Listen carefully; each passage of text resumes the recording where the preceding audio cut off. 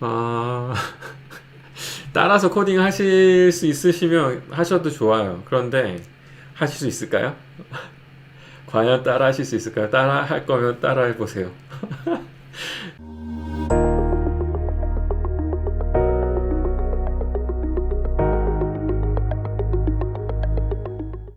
근데 일단 이런 기회를 주셔서 너무 감사하고요.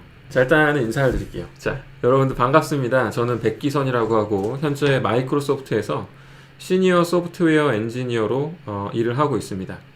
저는 현재 시애틀 근교에 있는 레드먼드에서 일을 하고 있고요. 이 레드먼드의 마이크로소프트 본사들이 그 본사라고 해서 이렇게 건물이 딱 하나 있는 게 아니라 이 동네에 건물이 굉장히 여러 개 있어요. 몇, 31동, 32동, 막 이렇게 18동, 이렇게 여러 가지 건물들이 있거든요. 그 건물들이 쭉 캠퍼스라고 부르죠. 그래서 그런 캠퍼스 근처에 살고 있습니다. 그래서 여러분들의 어떤 시간대가 조금 다르고요. 저는 지금 저녁 9시이고요. 여러분들은 아마 한국 낮 2시겠죠?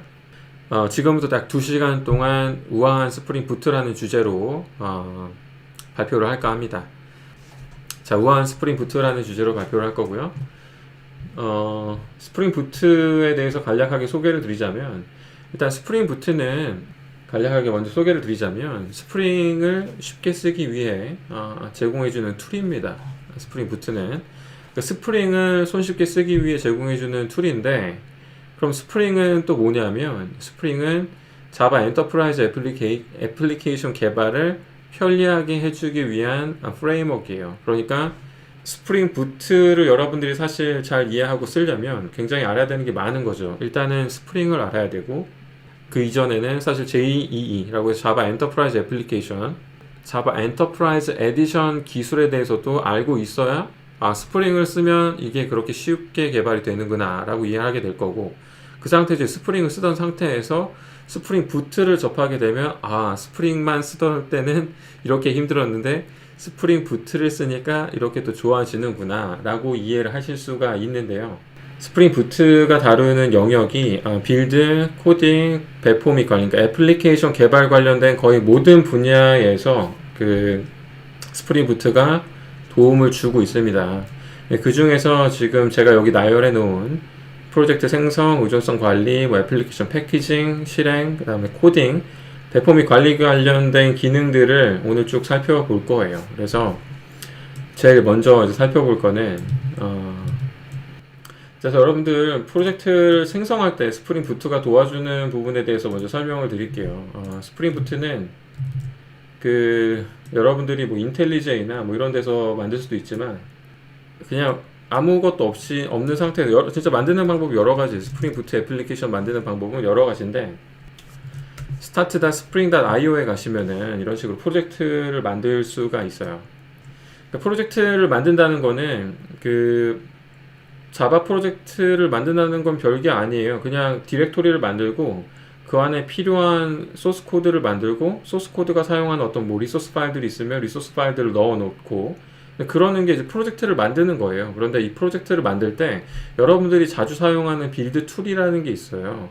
그래서 지금 가장 대표적인 빌드 툴이 메이븐이랑 그래들이라는 게 있는데 이 메이븐과 그래들을 사용할 때는 그런 빌드 툴이 정해놓은 특정한 디렉토리 구조들이 있습니다. 둘이 크게 다르지가 않아요. 거의 같기 때문에 그 비슷한 구조로 만드시면 되고 또 그 빌드 툴에서 그런 프로젝트 구조도 여러분들이 다 뜯어 고칠 수가 있습니다. 그런데 일단 그런 프로젝트를 손수 직접 디렉토리를 하나하나 만들면 너무 피곤하니까 그런 것들을 만들어주는 어떤 도움을 주는 툴이 있는 거죠. start.spring.io 여기서 프로젝트를 만들 수가 있어요. 그래서 여러분들이 사용하고 싶은 빌드 툴을 선택을 하시고요. 저는 메이블을 쓰겠습니다. 그 다음에 스프링이 지원하는 프로그래밍 랭귀지가 이렇게 세 가지가 있습니다. 코틀린, 그루비, 자바. 저는 자바를 선택을 했고요. 그 다음에 2.4.3 스프링 부트 버전을 선택할 수가 있습니다. 여기서 스냅샷 버전, 뭐 M2, 그 다음에 스냅샷이나 이런 게 안 써있는 그냥 버전이 있는데 이게 지금 무슨 의미인지 잘 알고 계신가요? 네. 알고 계신가요? 스냅샷 M2 뭐 그냥 버전. 이 버전은 여러분들이 그 메이븐을 공부하시거나 그레드를 공부하시면 여러분들이 잘 이해를 하실 텐데, 스냅샷은 개발 중인 버전이에요. 그래서 가급적이면 쓰지 마시고요. M 버전은 마일스톤으로 배포를 한 버전이에요. 공식적으로 배포는 했지만 M 버전 같은 경우는 바뀔 수가 있기 때문에 얼리 어댑터, 그러니까 미리 공부하는 입장이 아닌 이상, 공부하는 사람이 아닌 이상은 쓰지 않는 걸 권장드려요. 바뀔 수가 있기 때문에 여기서 쓰는 것들은. 그래서 아무것도 안 달려 있는 것들이 GA 버전이라고 해서 General Availability인가? General Available인가? General Available. 그래서 GA 버전이라고 하는 정식 배포 버전인데, 이런 버전을 쓰시는 게 좋습니다. 2.3 때 가장 최신 버전은 0.99, 2.4 때는 0.3이네요. 그 다음에 여기다가 적어줘야 되는 정보가 프로젝트의 메타데이터라고 해서 내가 만드는 프로젝트의 중요한 정보들이에요. 역시 이것도 여러분들이 메이븐이나 이런 것들을 공부해 보셨다면 이해하시겠지만, 그렇죠. 그 김남호님이 적어주신 것처럼, 김남호님 일단 쿠폰 하나, 네. 김남호님이 적어주신 것처럼 저렇게 M 버전, RC 버전, GA 버전이 있는데, 결국에 GA가 최종적인 배포 버전이고 M 버전 다음이 릴리즈 캔디데이트 버전입니다.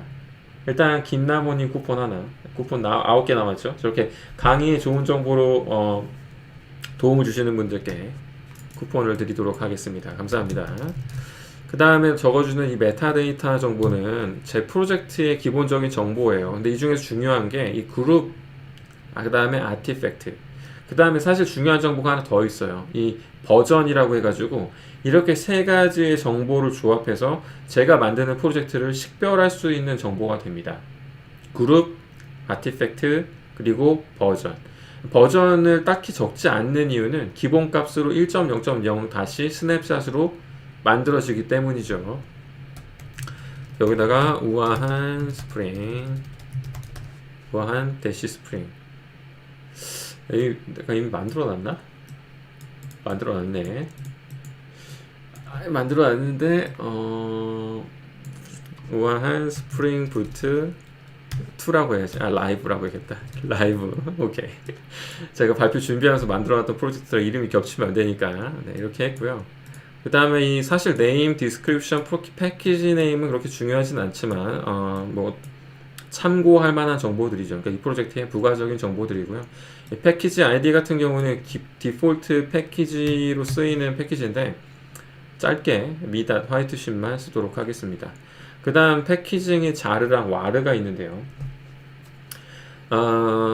여러분들이 어떤 이 애플리케이션을 어떻게 만들어서 배포할 거냐에 따라 선택이 달라질 수가 있어요. 그래서 여러분들이 그러니까 자바를 공부하신 분들이라면 이제 자르랑 와르가 뭔지 이해하고 잘 선택하시겠지만, 잘 모른다면 일단은 자르부터 시작을 하시고 그 다음에 나중에 와르에 대해서 따로 공부를 해보세요. 와르는 특별한 웹 애플리케이션, 자바 웹 애플리케이션에 어떤 디렉토리 구조가 있습니다. 웹 inf라는 디렉토리 만들어야 되고, 그 안에 또 무슨 디렉토리들을 만들어가지고 이렇게 그 안에다 넣어놔야 되는데, 웹과 관련된 리소스들을 그 안에 넣어야 되는데, 그렇게 만들어서 패키징을 할 때 와르로 패키징을 하면 이제 어디 톰캣이나 이런 데다 이렇게 배포를 할 수 있는 형태가 됩니다.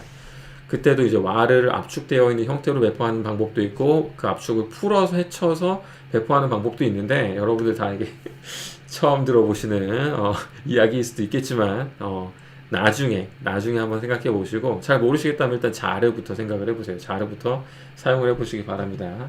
지금 또 자르랑 와르 유용한 정보를 올려주신 분이 있죠. 식빵맨님, 식빵맨님 감사합니다. 식빵맨님 하나 드리죠. 식빵맨님 하나 드리고, 자 이렇게 해서 제너레이트를 하면 안 되고요. 의존성을 추가해야 됩니다. 제가 사용할 의존성, 일단은 웹을 하나 넣고, 그 다음에 타임리프 넣고 만들겠습니다. 이 의존성들은 역시 스프링 부트가 제공해주는 중요한 기능 중에 하나인데, 만들었고 압축을 풀었고요. 그럼 여기 이제 프로젝트가 이렇게 만들어지잖아요. 그럼 이 프로젝트를 읽어오면 됩니다.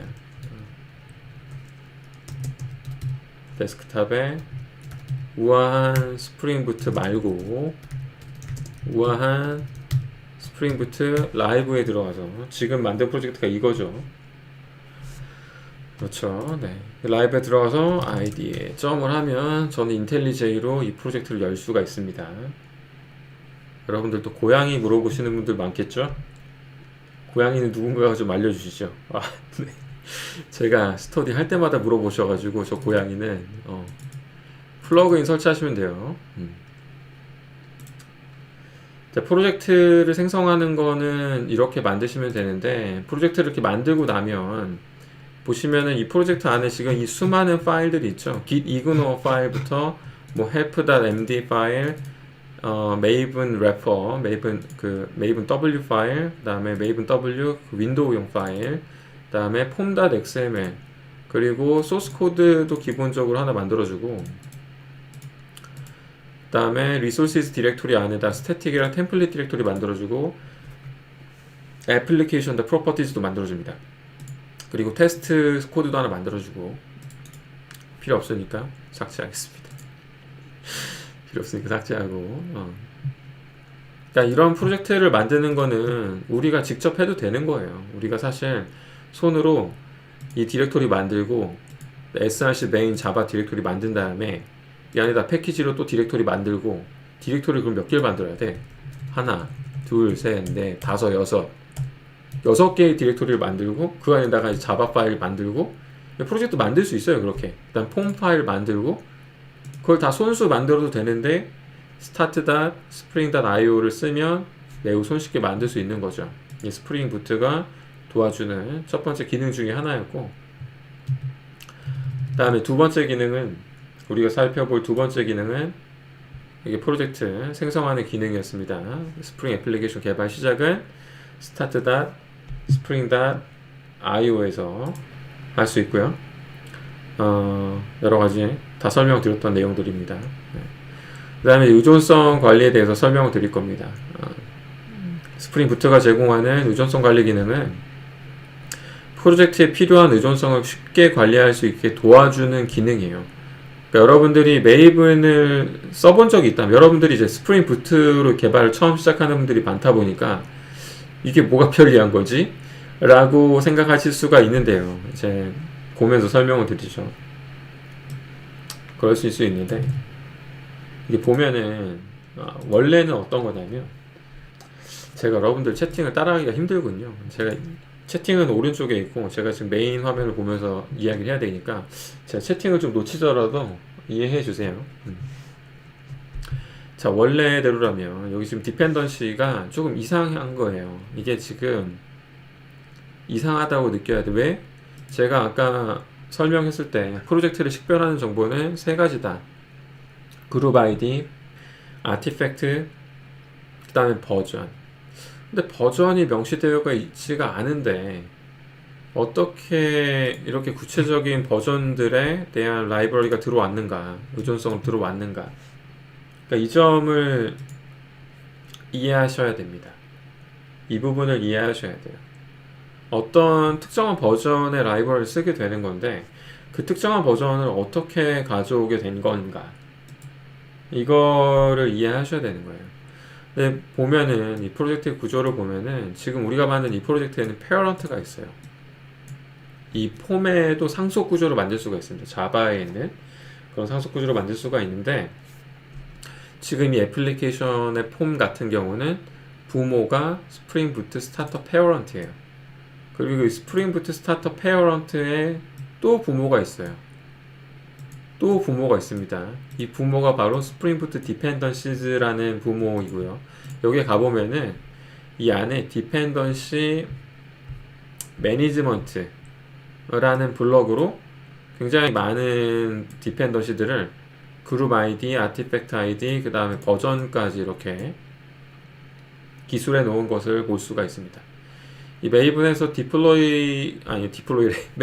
디펜던시 매니지먼트라는 블럭은 여러분들이 사용할 디펜던시의 버전을 명시해 놓는 곳이에요. 그래서 여기에 버전이 명시되어 있기 때문에 이 폼의 자식의 자식인 우리 폼 파일에서 버전을 명시하지 않아도 되는 거죠.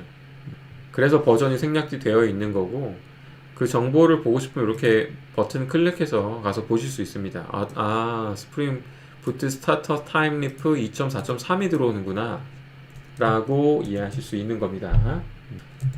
그렇게 해서 버전이 들어오고, 그 다음에 여러분들이 이 스프링 부트가 해주는 역할 중에 하나가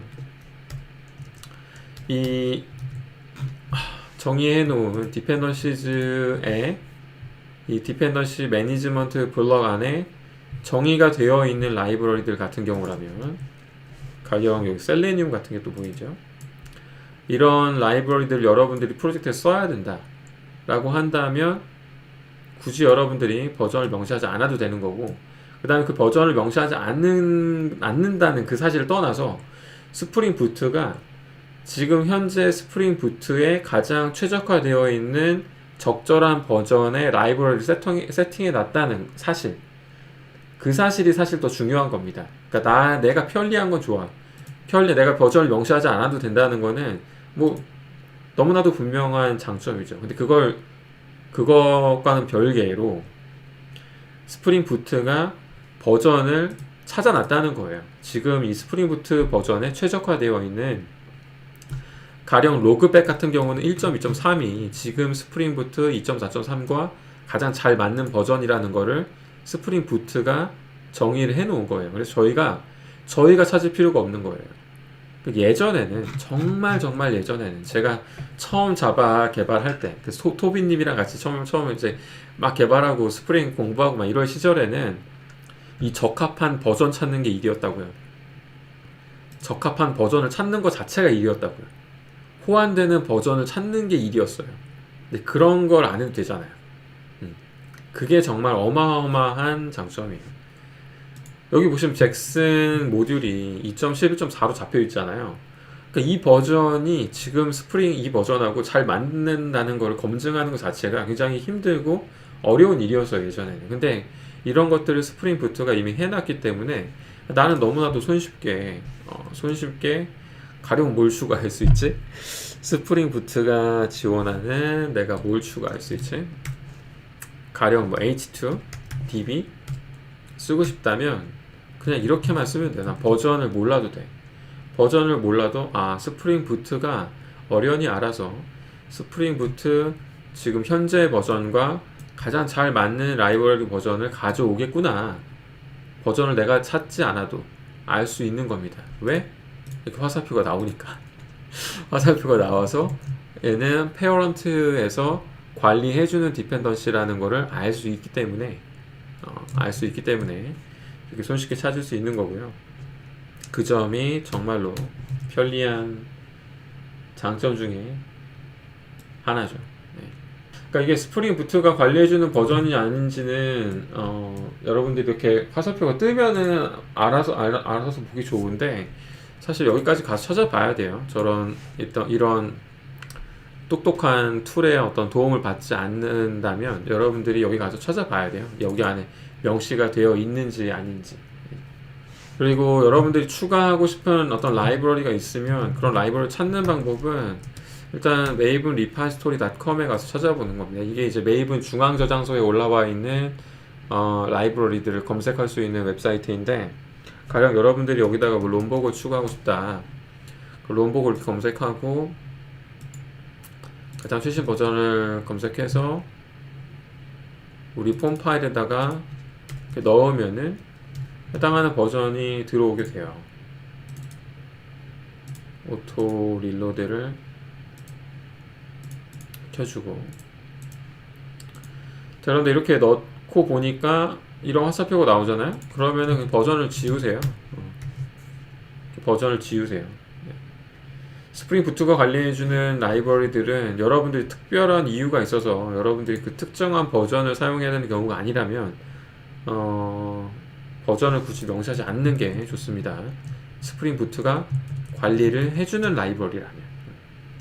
근데 스프링 부트가 관리를 안 해주는 라이브러리 같은 경우는 대표적으로 모델 매퍼 같은 게 있는데, 이건 스프링 진정에 잘 안 쓰나 봐요. 저는 자주 쓰는데 이거 같은 경우는 추가를 해도 이쪽에 화살표가 안 보이죠. 이거 같은 경우는 버전을 놔둬야 돼요.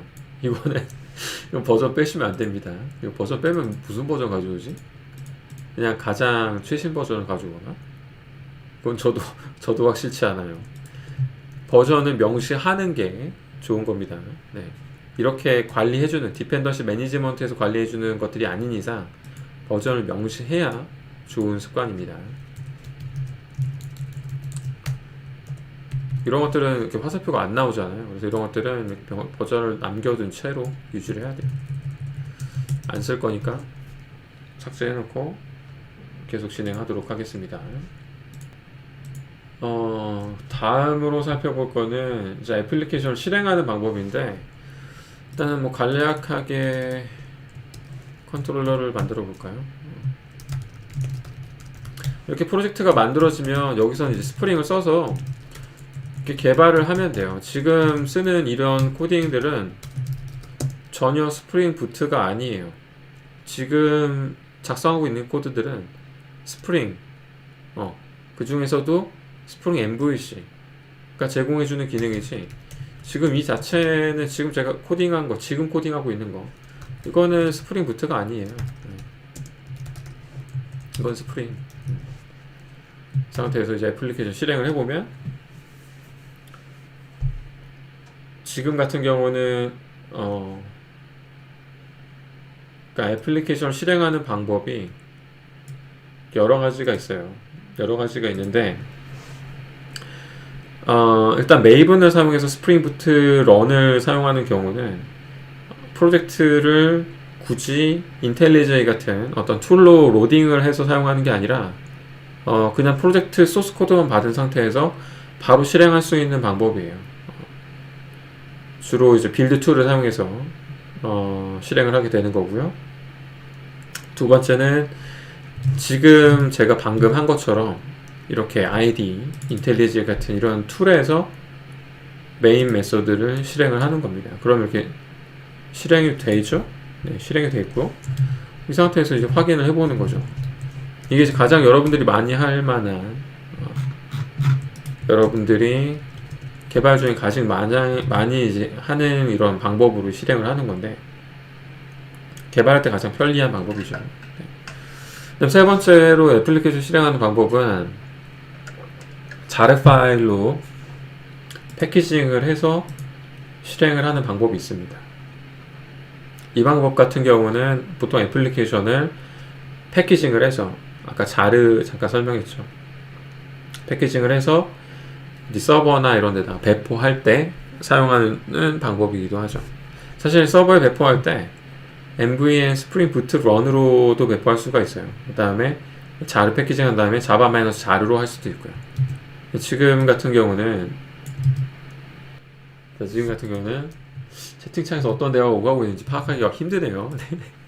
지금 같은 경우는 인텔리제이에서 바로 실행을 한 거고요. 그 다음에 메이븐으로 실행을 할 때도 여러분들이 인텔리제이에서 메이븐 툴을 사용해서 실행할 수도 있고요.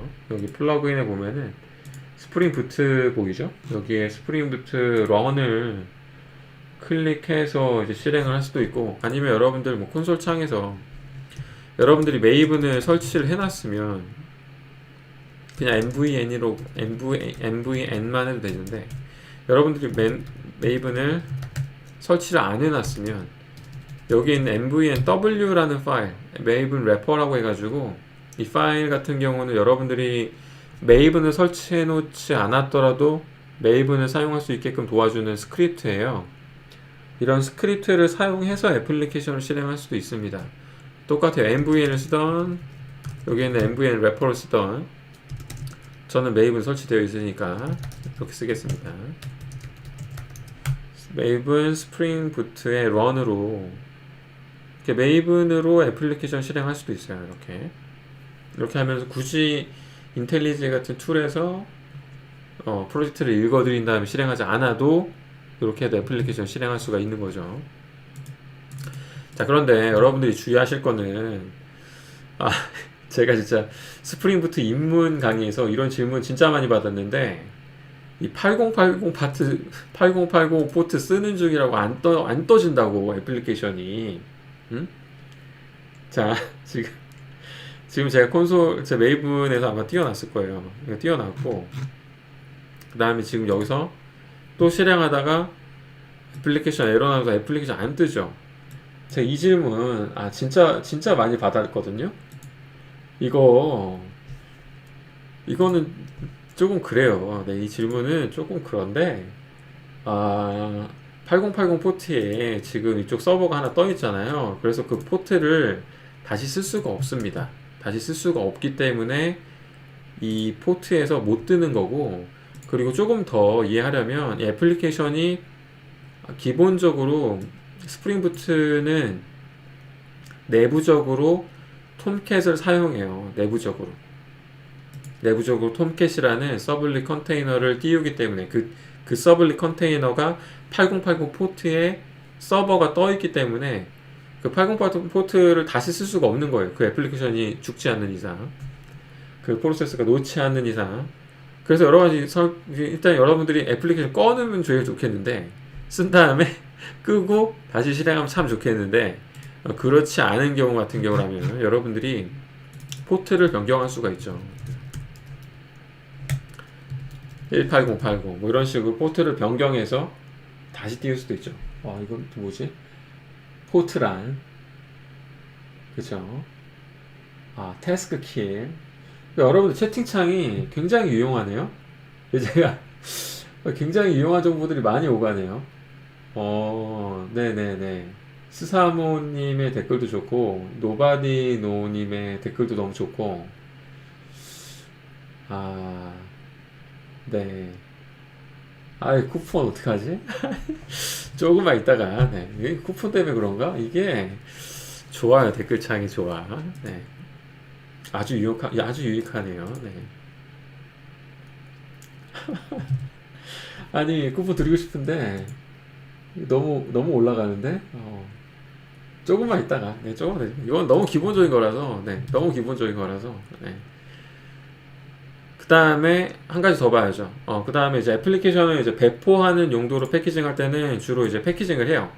패키징을 한다는 거는 이렇게 메이븐의 패키지라는 라이프 사이클을 실행을 하면 애플리케이션이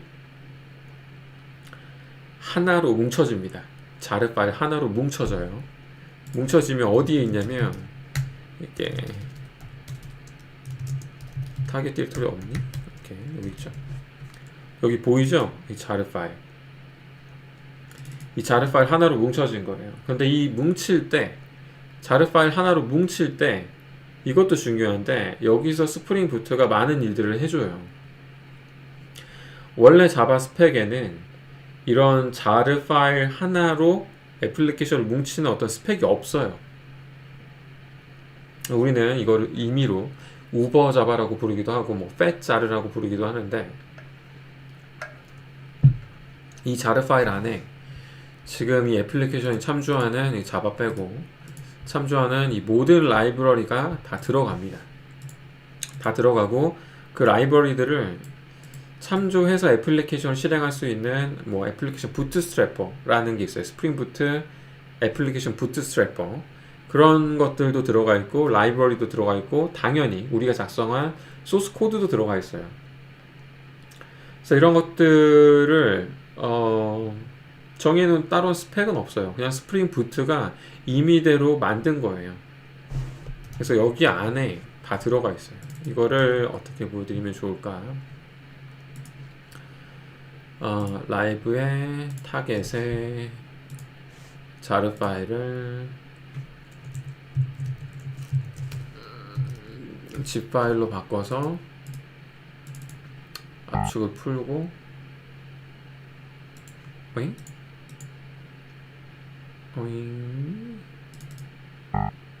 왜 안 될까? 왜 안 될까?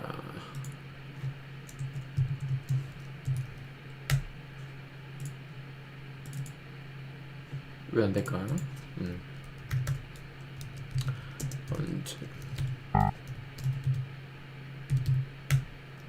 됐네. 명령어로 하면 되고, 더블 클릭을 하면 안 되고. jar 파일 들어있는 거를 보면은 이게 너무 작아서 보이질 않으실 것 같은데 보이지가 않으실 것 같아요. 지금 압축이 그냥 이 디렉토리 안에 풀려버렸거든요. 그래서 boot inf 안에 라이브러리 안에 이 참조한 라이브러리 다 들어와 있어요. 이런 식으로 jar 파일 안에 이런 것들이 다 들어가 있고요. 그 다음에 클래시스라고 해서 제가 작성한 코드들 들어가 있고, 메타 nf org 스프링 부트에 부트 로더, 부트 로더구나. 애플리케이션 로더. 이 로더가 이 jar 파일 안에 들어있는 그런 라이브러리랑 이런 것들을 찾아서 실행할 수 있게끔 그런 것들을 어떻게 찾아서 실행할 수 있는지를 알고 있는 그런 런처들이에요. 그러니까 이런 것들이 있기 때문에 이 우버 jar 형태로 우리가 코드를 실행할 수가 있는 거죠. 다시 이거를 정리하고 깔끔하게 다시 만들고 실행을 해보죠. 80 포트를 어떻게 올리느냐, 서버다 포트를 80으로 바꾸거나, jar 패키징 한 경우에는 애플리케이션다 프로퍼티즈는 나중에 조금 더 설명을 드리겠지만 밖에서 설정을 달리 하는 방법도 있습니다. 그래서 다시 만들었기 때문에 여기 보면은 jar 파일이 만들어져 있죠. jar 파일을 java-jar로 이렇게 실행을 해서 애플리케이션을 띄울 수도 있는 거죠.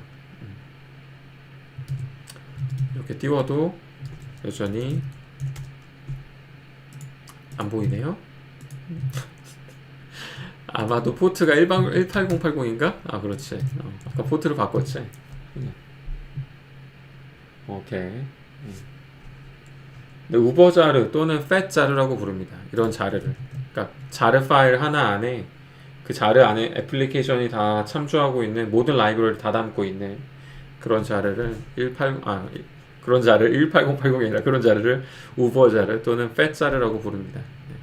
그런 것들을 만들어주는 기능도 스프링 부트가 해주는 거예요. 스프링은 아니고 그거는 구체적으로 여기서 해주는 거죠. 스프링 부트 메이븐 플러그인에서.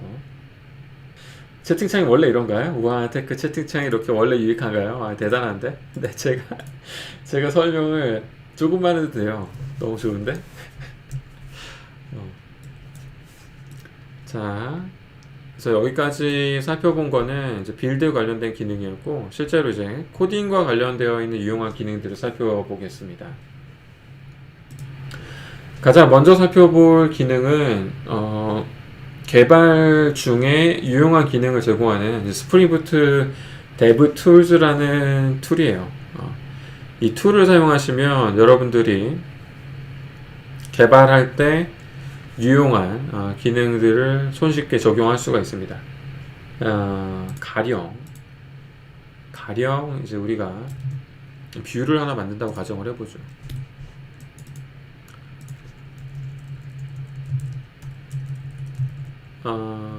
보자. 지금 코딩하는 거는 스프링 부트가 아니에요. 스프링 엠부시예요. 스프링 엠부시. 인덱스라고 해서 여기다 인덱스를 하나 만들고요. 인덱스 페이지 만들고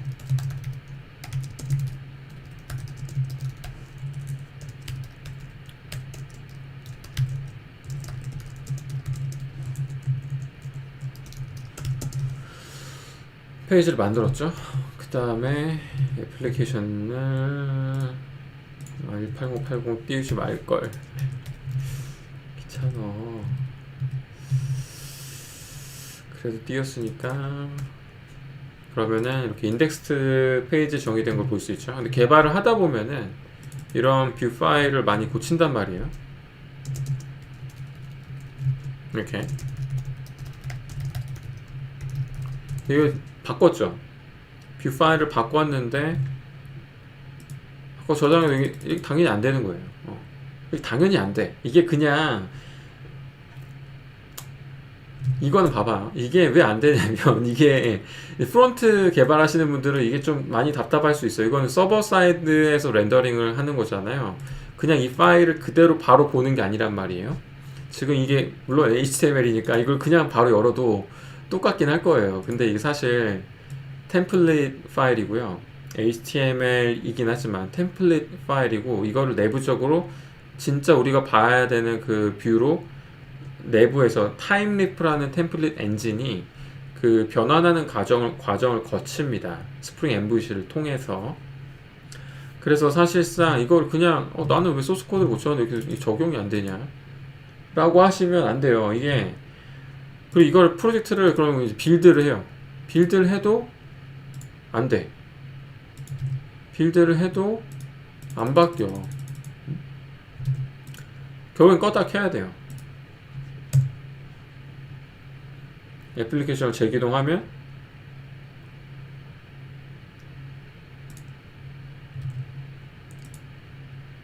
잠깐만 8080 지웠죠? 재기동하면 이렇게 뜬단 말이에요. 이게 뭐가 문제냐면 일단은 빌드를 해도 안 된다는 거. 빌드를 해도 안 된다는 거는 안에 내부적으로 타임리프가 이 만들어 놓은 뷰를 캐싱하고 있기 때문인데, 그런 캐시되어 있는 것들을 여러분들이 설정으로 뺄 수는 있어요. 그래서 사실 기억은 잘 안 나는데 타임리프 캐시 그치, 이 값이 그냥 true로 돼 있잖아요. 이거를 기본값이 true로 돼 있는데 false로 주면은 아마 빌드를 하면 제대로 동작할 겁니다. 근데 그런 것들을 제가 직접 하는 게 아니라 스프링 부트 스타터에 스프링 부트 데브 툴즈만 추가해 놓으면, 최진황 화이팅. 최진황님 화이팅.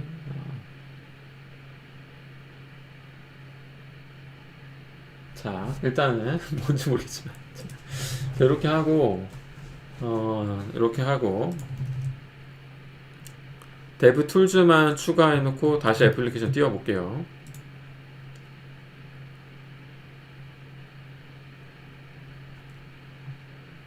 (750명) 정도가 보고 계시네요. 자바 스터디보다 2배가 보고 계시네. 반갑습니다, 여러분. 자, 이렇게 하면 이제 보이죠? 아까랑 똑같아요. 이 상태에서 이제 이거 바꾸면은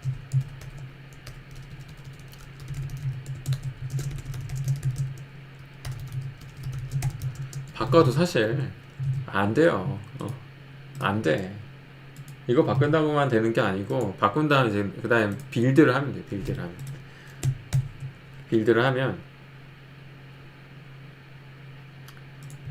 빌드를 했는데 애플리케이션 다시 띄우는 것 같은 느낌이 드네. 빌드를 하면 스프링 개발도 이렇게 바뀌는데, 아니 근데 애플리케이션 다시 띄운 것 같은 느낌인데? 잠깐만. 난 빌드만 했는데?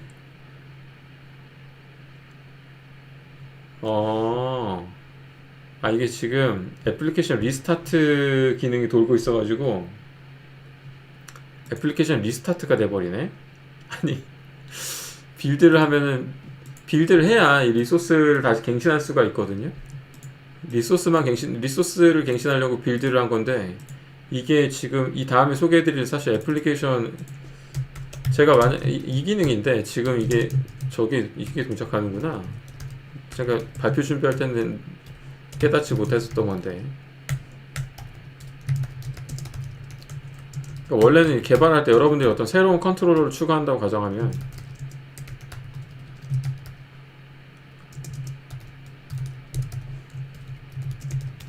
이거 같은 경우는 지금 새로운 핸들러를 추가했기 때문에 사실 될 리가 없죠. 될 리가 없어요. 헬로우는 아직 없는 거라고. 아직 제가 애플리케이션 다시 띄우지 않았기 때문에. 다시 띄우면 되겠지. 근데 이 상태에서 다시 띄우지 않고 빌드만 다시 해도 제가 코드가 바뀌었다는 걸 감지를 해요. 이 코드가 바뀌었구나. 그럼 애플리케이션을 다시 띄워야지 하는데, 애플리케이션 전체를 껐다 다시 키는 게 아니라 그 최소한의 부분만 복잡한데 최소한의 부분만 다시 애플리케이션 컨텍스트를 다시 만듭니다. 그래서 굉장히 빠른 시간 안에 0.7초 안에 애플리케이션 컨텍스트가 다시 뜨고, 마치 애플리케이션 우리가 다시 시작한 것과 마찬가지로 이게 동작, 새로 만든 그 핸들러가 동작을 하는 걸 볼 수가 있어요. 그래서 뭐 이런 기능들 말고도 또 여러 가지 프로퍼티들도 추가를 해주고 개발할 때 유용한 기능들을 많이 제공하고 있습니다. 제가 지금 사용하고 있는 툴은 인텔리제이라는 툴이고요. 데뷔 툴즈를 추가하는 것만으로 애플리케이션이 시작되다가 실행 도중에 실패한다 는 거는 뭐 그럴 수도 있죠. 근데 애플리케이션이 여러분들 코드를 막 고칠 때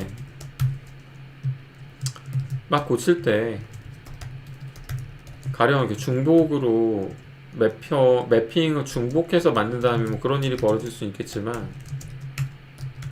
쉽지는 않을 텐데,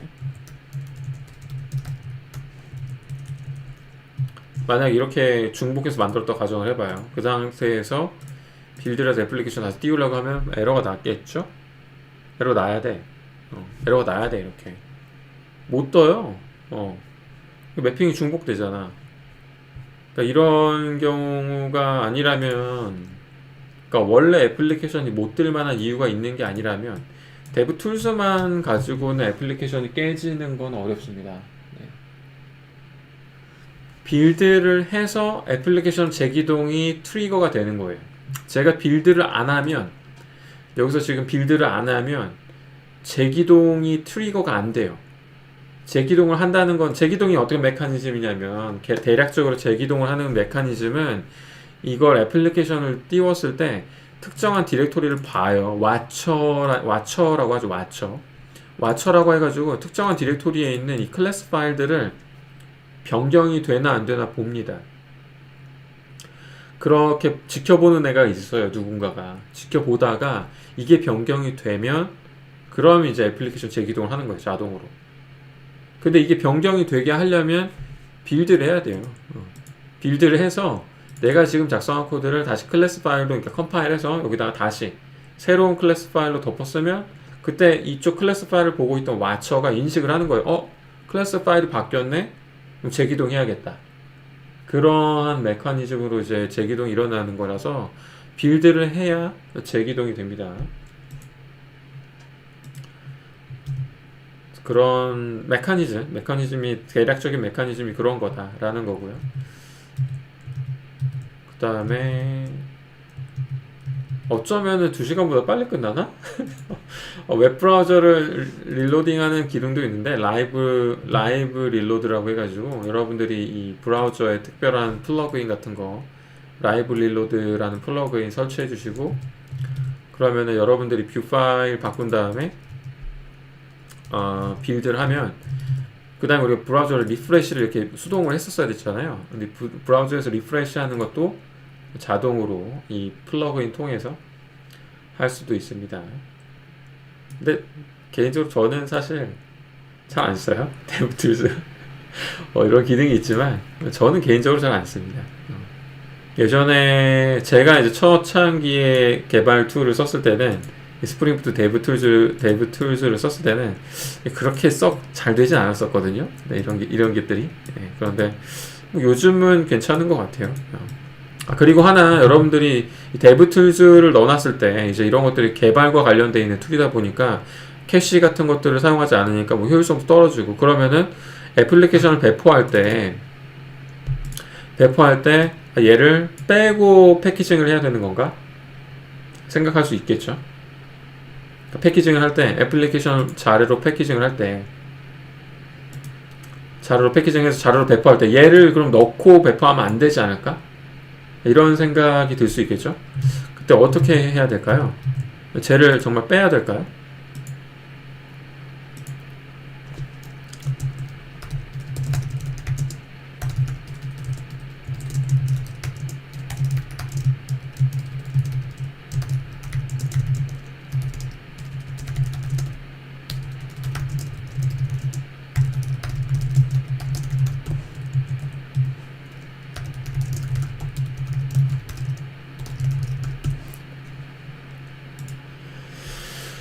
봅시다. 여러분들,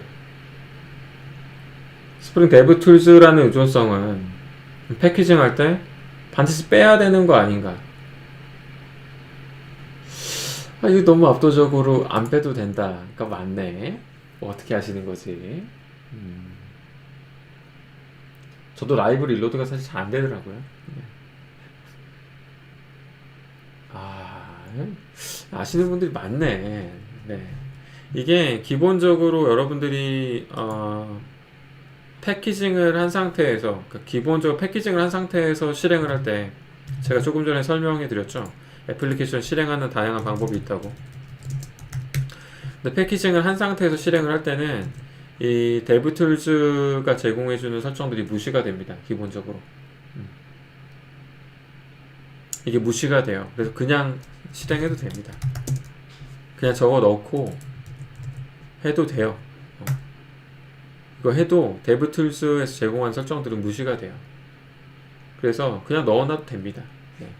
근데 이 자르 파일로 패키징 한 상태에서 그 상태에서 실행할 때조차도 개발 툴즈가 제공하는 프로퍼티즈나 이런 설정 변화들을 적용하고 싶다. 그때에는 뭔가 더 특별한 파라미터를 입력을 해줘야 돼요. 그때에는. 그런데 별다른 파라미터 없으면 기본적으로 이렇게 자르로 패키징해서 실행할 때는 아 이거는 서버 모드다. 개발용이 아니라 이거는 운영용으로 배포하는 용도다. 지금 이런 용도는 자르 패키징으로 배포하는 실행하는 이런 용도는 개발용이 아니라고 인식을 합니다. 생각을 합니다. 컨벤션으로. 그래서 개발에 필요한 어떤 그런 기능들은 적용이 안 돼요. 그렇기 때문에 그냥 넣어놔도 상관없습니다. 네. 그냥 넣어놔도 상관없습니다.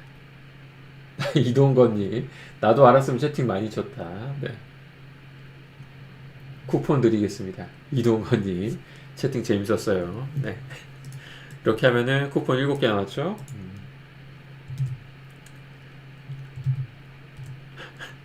나도 알았으면 채팅 많이 쳤다. 네. 재밌었어. 네. 그 다음에 살펴볼 기능은 자동 설정이라는 기능인데 이게 이제 어떻게 보면은 스프링 부트의 꽃, 스프링 부트의 꽃이라고 할 수 있죠. 지금까지 제가 개발을 하면서 그 어떠한 설정 파일도 작성을 하지 않았잖아요. 스프링은 원래 설정을 해줘야 될 게 되게 많은데 그 어떠한 설정도 하지 않았어요. 그 어떠한 설정도 하지 않고 이 애플리케이션이 동작할 수 있었던 이유 중에 하나가 이 자동 설정이라는 기능 때문입니다. 스프링부터가 제공해주는 자동 설정이라는 기능. 이 스프링부터가 제공한 이 자동 설정이 어떻게 동작하는지를 좀 보여드리고자 하는데 프로젝트를 하나 새로 만들게요.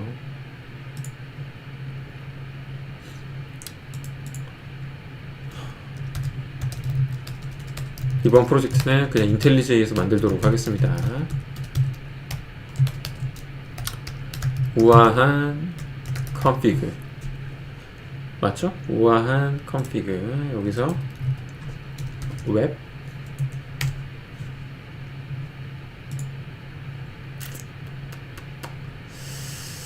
만들고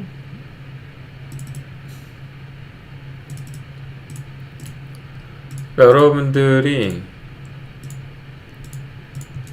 생각을 해보자고요. 내가 정말로 많이 쓰는 어떤 그런 기능이나 어떤 설정이 있다고 가정을 해보죠. 이런 것들을 공통적으로 제공을 하고 싶어요. 가령 나는 여기다가 패키지 이름 바꾸고 싶네요. 패키지 이름을 왜 바꾸는지 맞출 수 있는 분은 이따가 쿠폰 드릴게요. 제가 지금 여기서 패키지 이름을 왜 바꾸느냐 그걸 맞춰주세요. 나중에 블랙쉽이라고 합시다. 아니 잠깐 우아한 쉽으로 할까? 아니야 블랙쉽으로 합시다. 그 다음에 혹시 오늘 흑기선님 안 오셨나요? 흑기선님? 채팅창이 안 보이네. 혹시 오늘 흑기선님 안 오셨나요? 안 보여. 안 보여. 네, 자 여기다가 여러분들이 자주 쓰는 기능 중에 하나로 뭐 우아한 컨트롤러를 하나 만들고요. 이거 그냥 레스트 컨트롤러로 만들어서 메시지만 찍을게요. 네, 뭐라고 해야 되지? 롤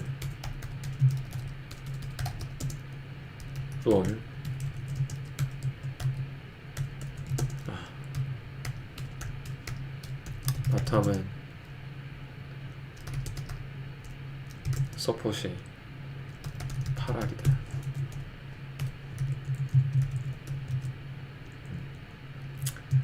바텀은 서폿이 8알입니다. 원딜이 할 수 있는 게 없어요. 서폿이 제대로 안 하면 할 수 있는 게 하나도 없어요. 이거는 뭐 이런 컨트롤러가 있고 이런 메시지가 있다고 가정을 하고요. 이런 메시지가 있는데 지금 이 애플리케이션을 만들면은 뭐 애플리케이션 만들어서 실행할 수 있겠죠. 근데 지금 이거는 그냥 이 코드 그대로 있는 거고 여기다가 여러분들이 디렉토리에다가 메타 inf라는 디렉토리에다가 스프링 팩토리즈 맞나? 스프링 팩토리즈 스프링 팩토리즈를 만들고 보자 이네이블 오토 컨피그레이션. 갑자기 채팅창 왜 그래요? 채팅창 갑자기 서폿은 아니에요. 서폿 도구 아니야. 서폿은 진짜 초반에 굉장히 중요합니다. 서폿 너무 중요해. 서폿이 초반에 정말 원딜 안 끌어주면 망해요. 잠깐만, 그게 중요한 게 아니라 그래서 내가 만약에 우아한 config 여기서 만든 빈을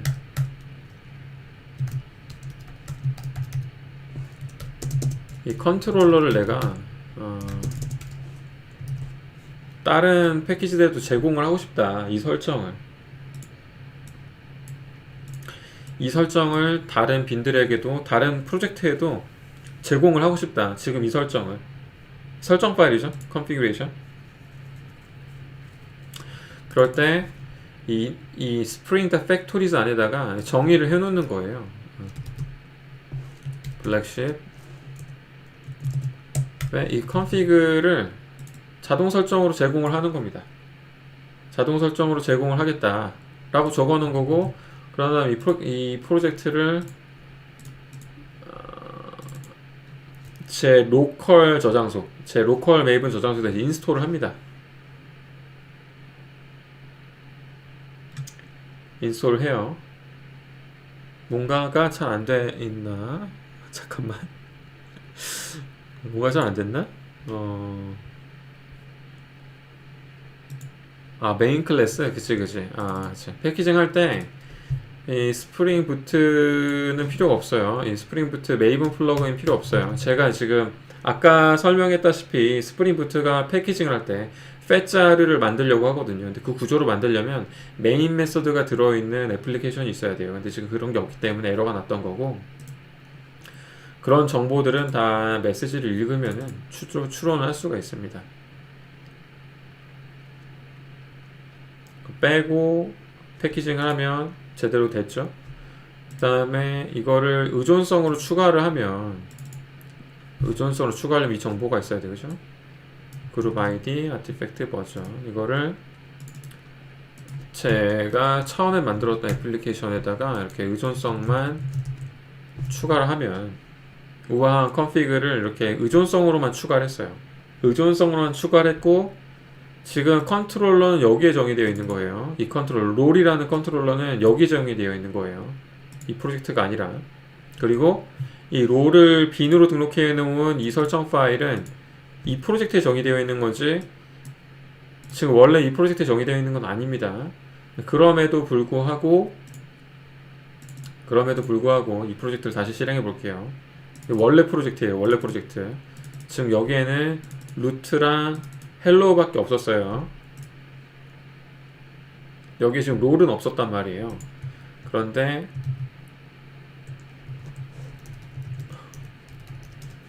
롤을 하면 바텀은 서폿이 8알이다. 이게 나오는 거죠. 네. 이게 나오는 거죠. 그러니까 저희 애플리케이션에 제가 한 거는 의존성을 추가한 것밖에 없어요. 제 애플리케이션에 나는 의존성밖에 추가하지 않았는데 그럼에도 불구하고 우아한 롤 세미나 우아한 롤 세미나 네. 괜찮은데? 그럼에도 불구하고 내가 설정해 놓지 않았던 설정, 내가 직접 설정하지 않았던 이 설정이 적용이 된 거예요. 이것과 비슷하게 지금 제가 보여드린 것과 굉장히 비슷하게 아주 많은 자동 설정이 기본적으로 적용이 됩니다. 뭐 때문에? 이것 때문에 여기 보면은 스프링부트 오토 컨피규어라는, 여기뿐만이 아니에요. 다른 여러분들이 추가했을 어쩌면은 다른 어떤 자르 파일 안에도 이 스프링 더 팩토리즈 안에다가 이렇게 정의를 해놨다면 이런 enable auto configuration이라는 키값 아래다가 여러 개를 정의할 수 있거든요. 아까 저는 하나만 정의했지만 여러 개 이렇게 이 모든 것들이 다 적용이 될 수가 있어요. 물론 여기 명시해놨다고 다 적용되는 건 아니죠. 이게 다 어떤 조건이 있거든요. 조건이 있어요. conditional on. 그러니까 어떤 조건을 만족할 때, 이 웹 애플리케이션이 서블릿인 경우에만,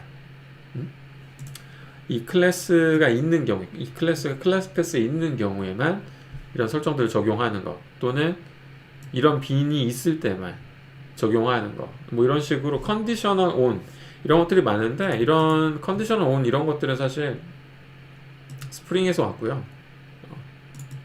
이런 것들을 잘 활용해서 이런 자동 설정을 로딩해서 적용하는 메커니즘, 그러니까 이런 스프링 더 팩토리즈와 이 enable auto configuration, 이러한 메커니즘을 구현한 건 스프링 부트가 되는 거죠.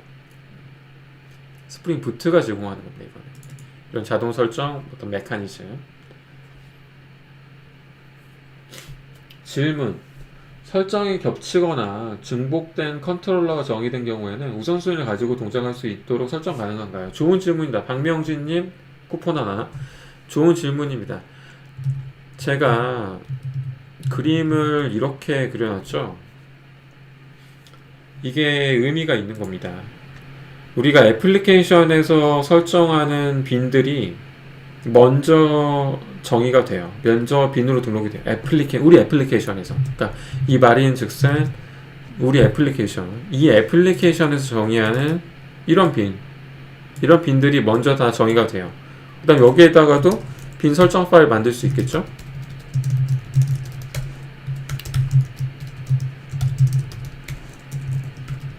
그럼 여기다가 얼마든지 우리가 원하는 빈을 정의할 수 있어요.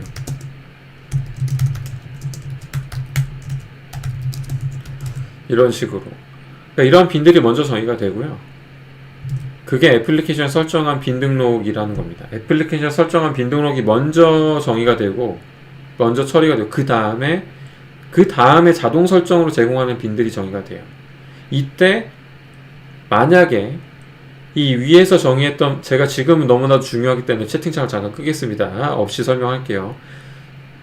만약에 이때 등록되어 있는 빈 아이디와 이 뒤에 정의되어 있는 빈 아이디가 중복되는 게 있다면 애플리케이션에 뜨지 않습니다. 이제 그걸 오버라이딩이라고 하는데, 자동 설정으로 그 미리 정의되어 있던, 앞에서 이미 정의되어 있던 빈을 오버라이딩하는 기능이라고 하는데, 오버라이딩이 기본적으로 막혔어요. 스프링 부트 2.1부터인가 막혔어요.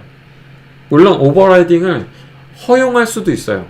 그런데 아이디가 중복되는 경우에는 기본적으로 오버라이딩이 막혔기 때문에 그 경우에는 애플리케이션이 뜰 수가 없습니다. 자, 그리고 자동 설정 간에 중복되는 빈이 있다면 그것도 역시 자동 설정 빈들을 등록하는 그 과정 중에 충돌이 나서 애플리케이션이 뜰 수가 없습니다. 좋은 질문 감사합니다. 마이크로소프트 개발자예요. 네, 저 마이크로소프트 개발자 맞습니다. 제가 누군지 누가 물어보셨나 보군요. 네. 여러분들 아직도 700명 가까이 보고 계십니다. 아직 1시간 정도 남았고요.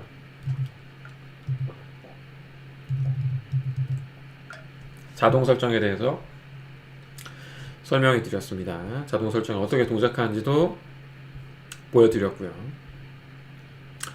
그 다음으로 이제 개발할 때 중요한 기능 중에 하나가 코드에서 특정한 값들을 밖으로 빼내는 기능이에요. 이게 지금 이제 우리가 보는 이 application.properties 또 질문이 있네. 안시원님 질문. 여러 빈들을 정의했을 때 스프링 부트에서는 빈을 정의한 순서나 이름 같은 기준을 정해서 순서대로 빈을 등록하는지 아니면 JUnit 테스트처럼 일정 순서에 입각하지 않고 랜덤한 순서로 매번 실행할 때마다 다른 순서로 빈을 등록하는지 궁금합니다.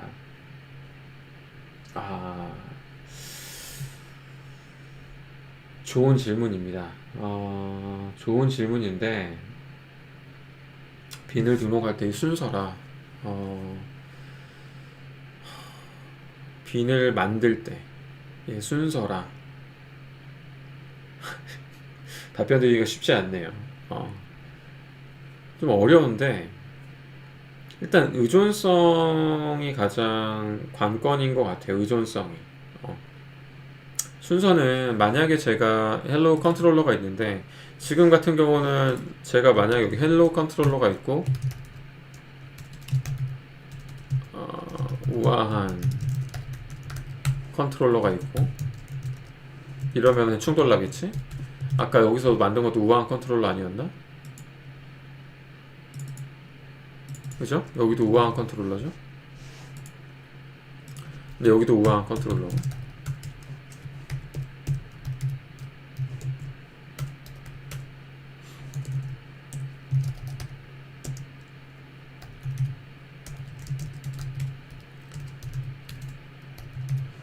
지금 같은, 그러니까 이 두 개를 놓고 봤을 때 이 둘 중에 그럼 뭐가 먼저 등록되느냐? 그러니까 중요하지 않죠? 이 두 개가 뭐가 먼저 등록되느냐? 그러니까 전혀 중요하지 않아요. 왜? 둘 간의 의존성이 없으니까. 그런데 만약에 이게 무슨 리파지토리고 아니 또는 서비스고 그래서 그 질문이 좋은 질문이긴 한데 제가 볼 때는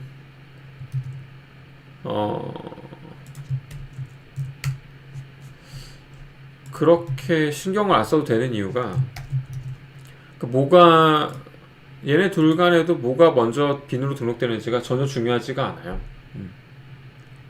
중요하지가 않아. 그냥 빈으로 있기만 하면 돼. 그런데 만약에 여기 의존성이 생긴다 이렇게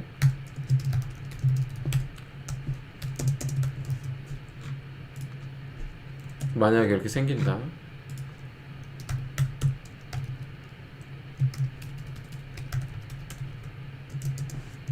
이 경우에는 얘를 먼저 만들어야 되죠. 왜냐면 얘를 만들기 전에 얘가 있어야 얘를 만들고 나서 여기 빈을 주입을 해줄 테니까. 물론 이거야 이제 필드 주입이니까 이렇긴 한데 이걸 생성자 주입으로 바꾸면은 그렇게 강제할 수가 있죠. 생성자 주입을 사용하도록 바꾼다면 이 빈을 만들기 전에 얘가 있어야 돼요. 헬로우 서비스가. 그렇기 때문에 이 경우에는 스프링이 알아서 스프링 부트가 아니라 스프링이 알아서 헬로우 서비스 먼저 만들어줍니다. 그래서 이게 의존성에 따라 만들어지는 순서가 달라지는 거라서 사실 의존성이 전혀 없는 빈들끼리 뭐가 먼저 만들어지냐 이게 전혀 중요하지 않고요. 의존성이 있는 경우에는 그 의존성 따라서 만들어준다 라고만 아셔도 될 것 같아요. 그리고 또 아까 또 질문 있었는데 올라가서 제가 읽을 수가 없네요. 제가 채팅창을 어떻게 잠깐만 여기서 볼 수 있구나. 잠깐만 질문이 되게 많았잖아. 질문이 되게 많았는데 이걸 다 볼 수가 없었네. 잠깐만요. 잠깐만. 이거 어떻게 해야 되지? 잠깐만요.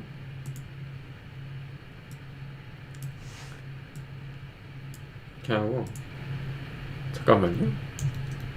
근데 질문이 너무 많은 거 아닌가? 보자. 어디 질문이 내가 아까 본 게 우연히 잠깐 본 거였나? 이 질문 다음에 리파지토리 서비스 컨트롤러는 웹에서 주로 사용되는데 컴포넌트는 어떤 경우에 사용되는지 알 수 있을까요? 좋은 질문입니다.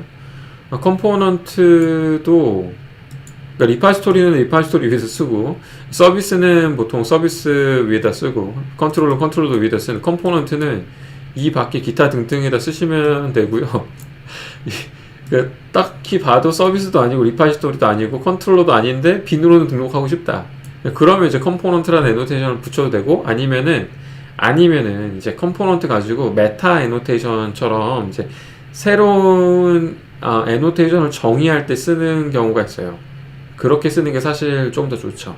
리파지토리랑 서비스랑 컨트롤러라는 애노테이션도 소스 코드를 열어보면 컴포넌트가 달려있는 컴포넌트라는 애노테이션을 메타 애노테이션을 써서 이렇게 새로운 애노테이션을 정의한 거거든요.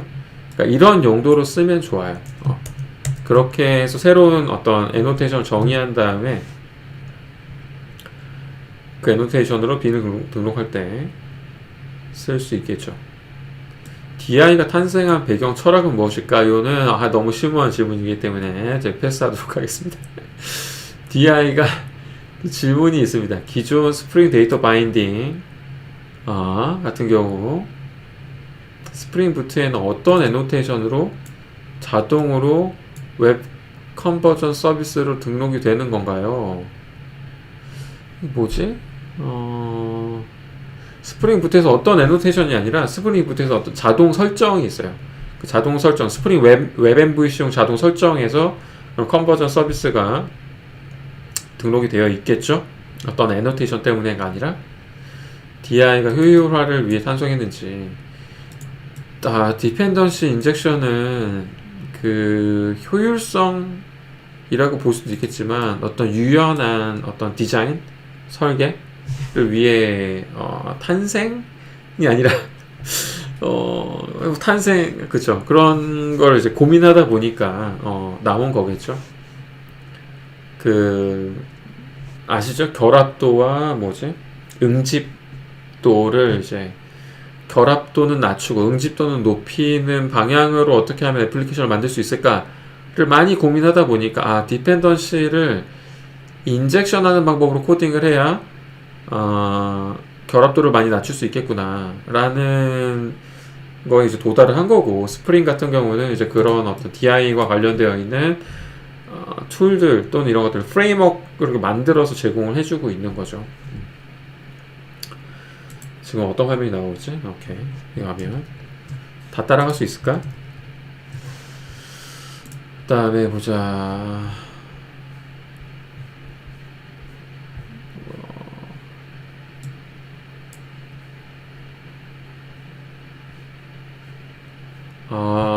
또 됐죠? 그러면 질문 됐죠? 그 위에 더 올라간 게 있었나?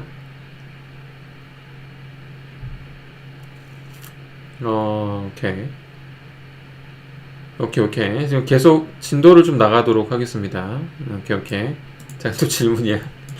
컨트롤러와 레스트 컨트롤러는 이 차이는 이보이님이 잘 답변해 주셨어요. 네, 이런 거는 스프링 MVC입니다. 스프링 MVC.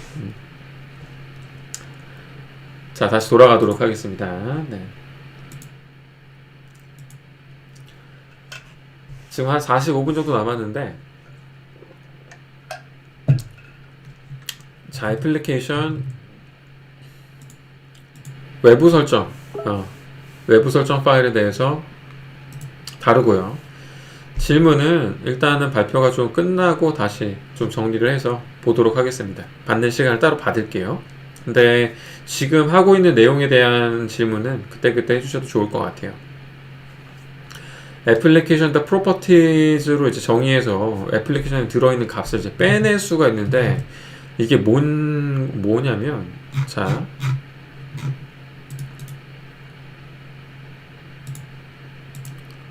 갑자기 의존성 얘기로 확 빠졌었죠?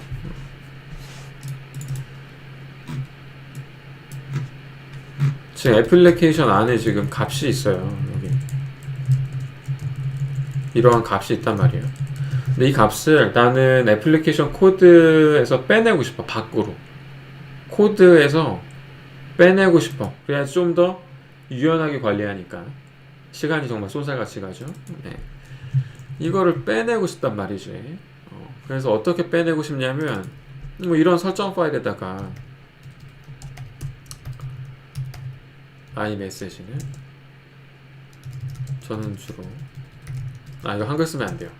여기 한글 쓸 수 있어. 한글 쓸 수 있는데 한글 쓰면 안 돼요. 이거 나중에 알려드릴게요. 이거 한글 왜 깨지는지 어떻게 하면 안 깨지는지는 나중에 알려드릴게요. 근데 지금은 한글 쓰면 깨져요.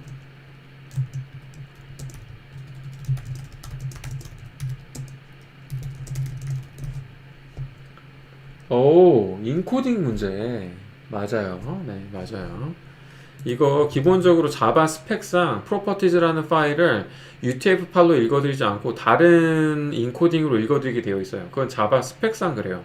그래서 이거를 그 아스키 뭐로 바꾸도록 설정을 해야 되는데 설정을 까먹었는데 이따가 보여드릴 수 있을까? 이거 어떻게 하더라? 프로퍼티스 인코딩을 어디서 바꾸는 게 있는데 칼라 스키마 아니고 누가 알까? 아니야 칼라 스키마가 아니야. 이거 같아. 이거야. 이거 에디터에 파일 인코딩 뭐야 파일 인코딩에 여기 프로퍼티즈 파일 인코딩 프로퍼티즈 이거를 transparent native to ASCII 컨버전으로 하면은 transparent하게 그러니까 투명하게 나도 모르게 ASCII로 바꿔줘요. 그러니까 나도 모르게 ASCII로 바꿔준다는 말이 무슨 이야기냐면 나는 여기 한글 썼어. 저는 저는 원딜과 서포트. 나는 한글을 썼어요. 근데 이게 지금 아스키로 안 바뀐 것처럼 보이잖아요. 근데 사실상 아스키로 바뀌었어요. 아스키로 안 바뀐 것처럼 보이잖아요. 근데 바뀌었다고요. 바뀌어 있어요. 바뀌어 있어서 한글이 잘 보일 겁니다. 이제는 제가 아까 그 옵션을 켰기 때문에. 그래서 이렇게 밖으로 메시지를 꺼내고 이 밖으로 꺼낸 메시지를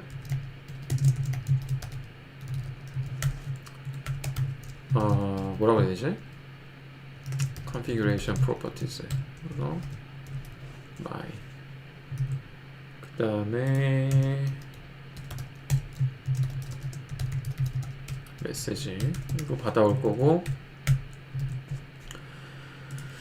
그 다음에 configuration으로 B로 configuration 컴포넌트로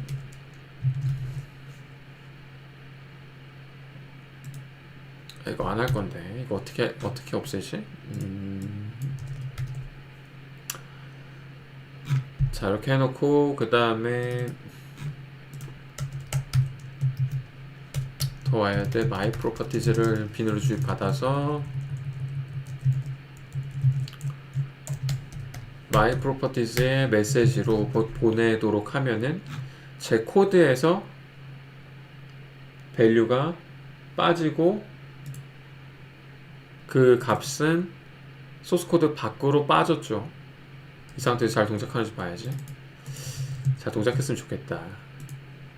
무난하게 오늘 하루 제발 무난하게 한글 안 깨지고 잘 보이도록.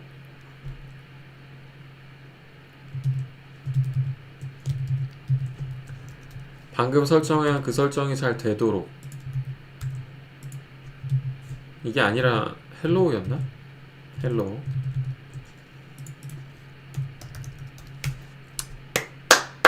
한글이 안 깨졌어요. 기도 메타죠. 기도 메타. 네. 한글이 잘 안 깨졌습니다. 원래 깨졌을 거예요. 여러분들 이 질문도 많이 올라옵니다. 이 프로퍼티즈의 한글이 왜 자꾸 깨지냐고 많이 올라오는데 인코딩 때문에 그래요. 이거 프로퍼티즈 파일을 기본적으로는 그 UTF 파일로 안 읽어요. 그래서 아스키로 바꿔줘야 돼요, 한글을. 근데 아스키로 바꿔줘야 되는데 이걸 언제 뭐 이런 데 가가지고 이걸 바꾸고 있겠어요. 어? 이거 바꾼 다음에 복사해서 또 저기다 넣어주고 이걸 못하죠. 그래서 기도했다. 이 바텀 유저들은 보통 원딜이나 서폿으로 이제 캐리하기가 힘들기 때문에 좋은 상체를 만나도록 기도를 많이 해야 되죠. 다른 이야기 없고. 자, 이렇게 애플리케이션 코드에서 메시지 같은 이런 값들을 밖으로 빼내면은 좋은 이유 중에 하나는 지금부터 이제 보여드릴 건데, 저기다가 저는 기본적으로 뭐 저는 원딜과 서폿을 주로 합니다, 뭐 이런 메시지를 적었지만, 이거를 이 애플리케이션을 이제 이 애플리케이션 다 프로퍼티즈를 놓을 수 있는 곳이 여러 군데가 있어요. 기본적으로 네 군데가 있어요. 기본적으로 네 군데가 있는데, 지금 놓은 곳은 4번입니다. 4번. 지금 보이는 이 애플리케이션 프로퍼티즈는 4번 위치에 있는 거예요. 이거 편집 어떻게 하실 거예요? 진짜 궁금하네. 지금 이거는 4번 위치에 있는 거고, 이 네 가지의 위치 중에서 가장 구체적이고 가까운 위치에 있는 설정을 쓰게 됩니다. 먼저 구체적이다, 구체적이지 않다부터 설명을 할게요. 구체적이다 라고 하는 거는, 표현한 거는 뭐냐면 config라는 디렉토리 안에 들어있는 설정이냐 아니냐. config라는 디렉토리 안에 들어있는 설정이라면 조금 더 구체적인 설정입니다. config라는 디렉토리 안에 들어있으면 조금 더 구체적인 거예요. 그래서 지금 여기 있는 설정보다는 config 안에 있는 애플리케이션 설정,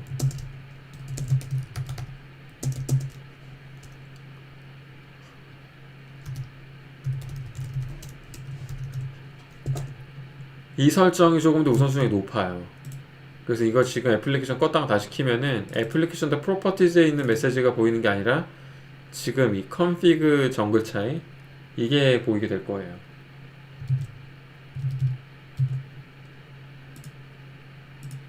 잠깐만 드디어 왔다. 드디어 이 라이브 할 때의 문제가 왔어. 그렇지, 여기가 아니야. 어디 엄한 데다가 만들어 놓고, 자, 집중합시다. 백기선. 네. 어디 템플릿 밑에다가 만들어 놓고 이상하게 했었어요. 네, 정신 차려야 돼. 네. 너무 롤 이야기하면 안 돼. 자, 이렇게 하니까 config 안에 있던 애플리케이션 더 프로퍼티즈가 보이죠. 네. 이거는 기도로 해결이 안 돼요. 이거는 기도로 해결이 안 돼. 자, 이거 같은 경우는, 그런데 이거는 뭐 그럼 굳이 의미가, 애플리케이션 어차피 또 프로퍼티즈 파일도 애플리케이션 안에 있는 건데 뭐가 그렇게 크게 다른가 라고 생각할 수 있겠지만, 자, 이 애플리케이션을 굳이 패키징 안 해도 돼요. 패키징 안 해도 되는데, 패키징 했다고 가정을 할게요. 패키징 했다고 가정해야 되니까 패키징 해야지. 코드가 바뀌었으니까 패키징을 해야지. 자, 이 애플리케이션을 패키징을 합니다. 네네, 다른 디렉토리는 안 돼요. 일단은 기본 설정상 config 디렉토리만 되고, 물론 그것도 설정을 바꿔서, 스프링부트 설정을 바꿔서 config가 아니라 뭐 다른 디렉토리도 찾아보도록 바꿀 수는 있는데, 일단 기본적으로는 config라는 디렉토리가 조금 더 구체적인 디렉토리입니다. 그 다음으로 설명드릴 거는 가까운. 여기서 이 가까운이 무슨 뜻이냐. 가까운이라는 거는 자르 파일 안에 들어있으면 먼 거예요. 근데 내가 지금 이 애플리케이션 실행하는 커맨드 라인, 이 커맨드 라인 파일 시스템에 들어있는 애플리케이션 더 프로퍼티즈, 현재 위치에 있는 파일 시스템에 있는 애플리케이션 프로퍼티즈는 자르 파일 안에 들어있는 것보다는 가까운 거예요. 무슨 말이냐면, 지금 제가 패키징을 했죠? 타겟 디렉토리에 와 있어요. 타겟 디렉토리에 왔더니 여기 자르 파일이 보이네요. 그죠? 자르 파일이 보이고 지금 이 파일 시스템에 지금 이 위치에는 애플리케이션 프로퍼티즈가 없어요. 그런데 이 자르 파일 안에는 있겠죠. 이 자르 파일 안에는 두 개의 애플리케이션 프로퍼티즈가 있겠죠. 하나는 클래스 패스 루트에 있는 애플리케이션 프로퍼티즈, 다른 하나는 config 디렉토리 안에 들어있는 애플리케이션 프로퍼티즈. 이 두 개의 애플리케이션 프로퍼티즈는 자르 파일 안에 들어있는 거예요. 안에 들어있는 거예요. 그런데 제가 여기다가 파일을 하나 만들어요. 이 위치에다가 만약에 만든다고 가정을 하죠.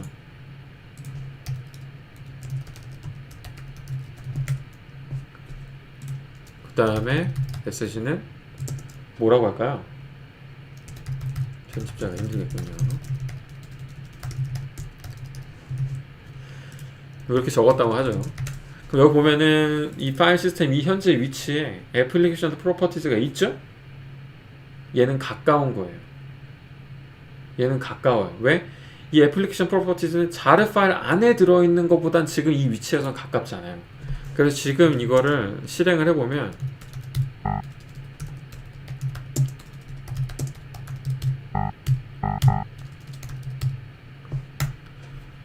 지금 이 위치에 있는 애플리케이션 프로퍼티즈, 이 편집자가 힘들겠군요.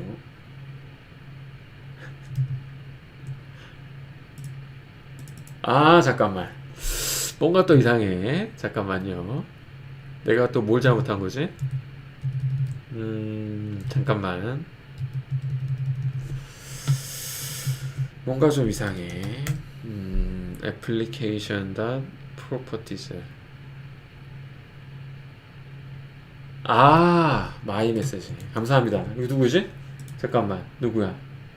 한영희님 쿠폰 하나. 한영희님 쿠폰 하나. 쿠폰 6개 남았죠? 빨리빨리 써야 되는데. 감사합니다.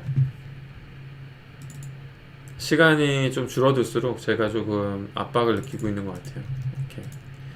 이 상태에서, 잠깐만. 타겟 디렉토리 안에 들어있는 거 바꿔야 되는데. 바꿨나?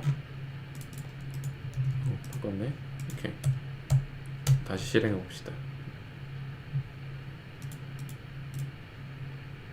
아, 원일님이 제일 먼저 말씀하셨어요? 원일님, 조금만 있다. 죄송해요. 편집자가 힘들겠군요. 이렇게 보이죠? 아, 쿠폰 5개 남았어요? 오케이. 쿠폰 5개 남았어요? 운이에요. 네. 운이에요, 운.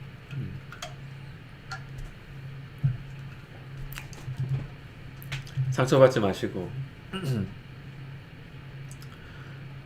어디까지 했지? 자, 그래서 다시 한번 보면은 지금 본 게 2번이고요. 2번, 3번, 4번 다 봤어요. 1번이 있죠. 1번은 뭘까요? 1번 하진 않을게요. 말로만 설명할게요. 1번은 뭐냐면 지금 현재 있는 이 파일 위치에 조금 더 구체적이면서도 가까운 거.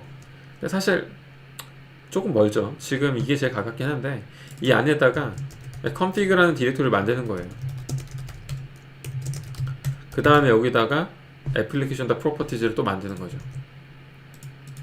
제가 파일 편집을 막 콘솔 창이랑 아이디랑 왔다 갔다 하면서 하니까 조금 헷갈리시죠? 네. 이렇게 만드는데 그러면 이제 얘가 더 먼저 쓰이게 됩니다. config 위치가. 그래서 지금 여기 순서 1, 2, 3, 4 이렇게 정의되어 있는 거 이해하실 수 있겠죠.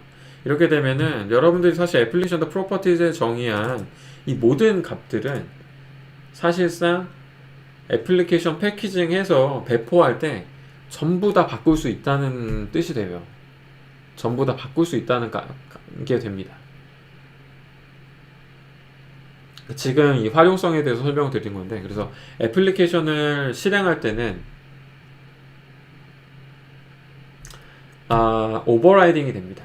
그러니까 애플리케이션 잠깐 질문에 대한 답변이 너무 겹치는데 하나씩 먼저 이거부터 같은 설정인데 우선순위를 두는 이유는 무엇인가요? 어디에 활용되는 건가요? 이 질문부터 답변 드리자면 기본값은 애플리케이션 안에다가 두고 이 애플리케이션 배포할 때 특정한 값들만 변경하고 싶은 경우에 그때 활용할 수 있겠죠. 그러면은 이 밖에서 정의해 놓은 이 파일 시스템에서 정의해 놓은 설정들이 기본 값들을 오버라이딩해서 적용이 되는 거고요. 아마 두 번째 질문에도 답변이 되겠죠. 자, 가령 이렇게 하나만 해봅시다. 그럼 하나만 제가 눈으로 보여드릴게요. 여러분들 말로만 하면 안 믿을 수 있으니까. 괜히 롤 이야기를 해가지고 뭔가 신빙성이 조금 떨어지는 것 같아. 그렇지 않아요. 네. 제가 아무리 게임에 심취해 있지만 개발에 대한 어떤 이 발표나 이런 것들을 제가 이렇게 너무 건성건성 생각하는 건 아닙니다. 저도 다 생각해요. 네. 다 한 번씩은 해봤던 거예요. 그리고 제가 준비하면서 그다음에 자, 이렇게 해봅시다. 이렇게 하면 이제 뭘 알아볼 수 있냐면, 제가 그 질문이 올라올 줄 알았거든요. 그래서 해봤죠. 그리고 다 검증해봤고, 자, 이렇게 하면은 만약에 이 파일 자체가 더 바뀌는 거다라고 한다면 어떻게 되겠어요? 지금 이 애플리케이션 실행할 때는, 여기서 실행할 때는 당연히 터미널 껐죠? 오케이. 여기서 실행할 때는 당연히 config 정글 차이랑 100이 나오겠죠? 왜냐면 지금 파일 시스템 상에는 없으니까. 지금 이 애플리케이션 실행하는 파일 시스템에서는 우선순위를 주는 파일 만들고 싶으면 여기다가 애플리케이션 프로퍼티스 만들면 돼요. 근데 어쨌든 지금 상황에서는, 지금 이 애플리케이션을 이렇게 ID에서 실행할 때는 리소스의 config 안에 들어있는 애플리케이션 프로퍼티스가 우선순위가 높기 때문에 config 정글 차이랑 100이 출력이 돼요. 그런데 만약에 내가 파일 시스템에 정의한 이 위치에다 정의한 이 파일 시스템 위치에다 정의한 파일의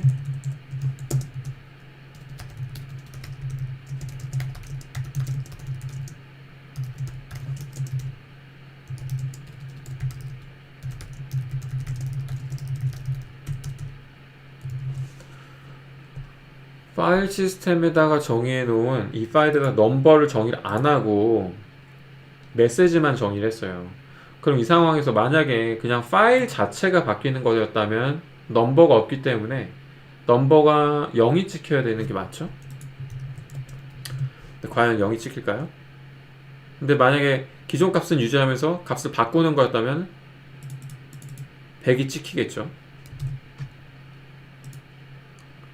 그러니까 100이 찍힌다는 이야기는 파일 자체가 바뀌는 게 아니라 프로퍼티즈들이 이 기본값이 적용이 되고, 그 다음 우선순위가 있는 게 덮어 쓰고, 그 다음 제일 우선순위가 높은 게 또 덮어 쓰고, 이런 식으로 동작한다는 게 눈으로 여러분들 방금 보신 거죠.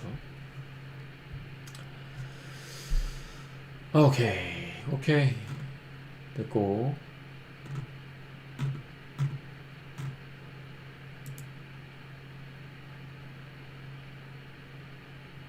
이수라님 프로퍼티 외부로 빼고 싶은데 어떻게 설정하면 우선순위 어떻게 되나요? 제가 지금까지 목이 터져라 설명을 했는데 거의 끝나가쯤에 그 질문 해주시네요.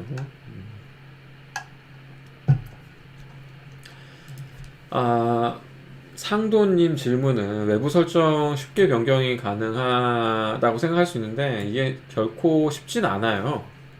그 서버의 파일 시스템까지 접근해야 된다는 거는 거의 서버 관리자급만이 할 수 있는 거라서 그게 생각처럼 쉽지는 않습니다. 그리고 지금 저는 코드 설정을 밖으로 뺄 수 있는 한 가지의 파일 유형을 말씀드린 거지, 스프링 부트가 지원하는 이 외부 설정은 시스템 환경 변수도 있고, 그 다음에 또 뭐 있지? 그 다음에 자바 아규먼트, 자바 프로그램 실행할 때 주는 그 커맨드 라인 아규먼트도 있고, 굉장히 한 14가지, 15가지가 있어요. 그래서 이거는 그 단편적인 예를 보여드린 것 뿐입니다. 자, 그리고 이제 도커로 넘어가 봅시다. 배포로 넘어가 봅시다. 그럼요. 끝나죠. 네, 그럼요. 제가 또 시간은 기가 막히게 잘 맞추거든요. 자, 도커 이미지를 만드는 기능을 지원합니다. 스프링 부트가. 근데 이 도커 이미지를 만들 때 계층형 이미지로 만들어줘서 그 굉장히 효율적으로 이미지를 빌드하는 기능을 제공하고 있습니다. 이런 기능을 제공하기 이전에는 이 빌드 이미지가 도커 이미지가 이렇게 계층형인데 JVM 이미지 위에다가 우리가 자르 파일을 이렇게 얹었을 때는 이게 fat 자르, 그러니까 라이브러리까지 다 같이 만들어져 있는 그 뚱뚱한 자르 한 250메가 정도 될 텐데 그게 이제 하나하나 만들어진 매번 250메가짜리 이미지를 새로 만드는 거예요. 근데 이게 왜 비효율적이냐면 우리가 애플리케이션 코드에서 바꾸는 부분은 사실 우리가 작성하는 코드 요만큼이라는 거죠. 요만큼만 바꾸고 우리가 의존성을 바꾸지 않는 이상, 이 의존성을 바꾸지 않는 이상 여기 들어있는 이 그 자르 안에 들어갈 이 온갖 라이브러리들은 사실 바뀌지가 않는다는 거예요. 그래서 이거를 계층으로 이렇게 나눠서 지금 이건 굉장히 단편적으로 표현한 것 뿐이고 사실 내부적으로 4개인가 5개의 계층이 이루어져 있어요. 4개의 계층인 것 같아요.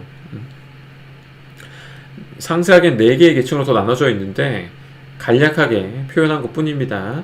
우리가 작성한 애플리케이션하고 라이브러리 계층을 나눠가지고 최대한 많이 캐싱을 해서 애플리케이션의 도커 이미지를 만들 수 있게끔 개발이 되어 있어요. 그래서 실제로 이미지를 만들어 볼게요. 도커 이미지는 스프링 부트 플러그인에 빌드 이미지라는 고를 실행을 하면 만들 수 있습니다.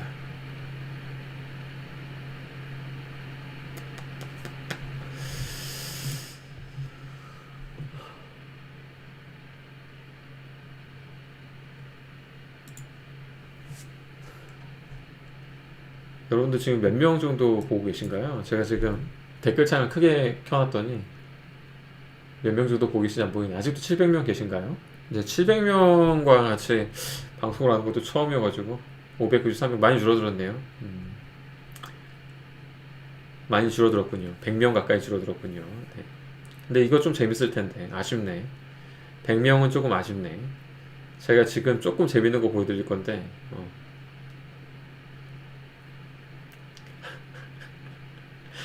어차피 뭐 여러분들은 보시겠죠. 보신 분들이 나중에 알려주세요. 네. 빌드 이미지 도커 이미지를 볼 때 유용한 툴 중에 하나인데 이미지를 만들고 나면 사실 로그를 보면 알 수 있긴 하거든요. 어떤 계층들이 뭐 어떻게 만들어지는구나 대충 이제 짐작은 할 수가 있어요. 이 로그를 보면. 그런데 이거 말고 좋아요. 스사모님 제가 쿠폰 드렸던가요? 스사모님 안 드렸으면 스사모님 드리겠습니다. 네. 아니 나가셔도 돼요. 뭐 여러분들이 놓치는 거지 뭐 제가 놓치는 건 아니니까. 이렇게 이미지가 만들어지면 이 이미지를 보고 싶을 때 이 이미지가 실제로 어떠한 계층 구조로 이루어져 있는지를 보고 싶을 때 다이브라는 툴을 쓸 수가 있습니다. 다이브 한 다음에 이미지 이름을 주면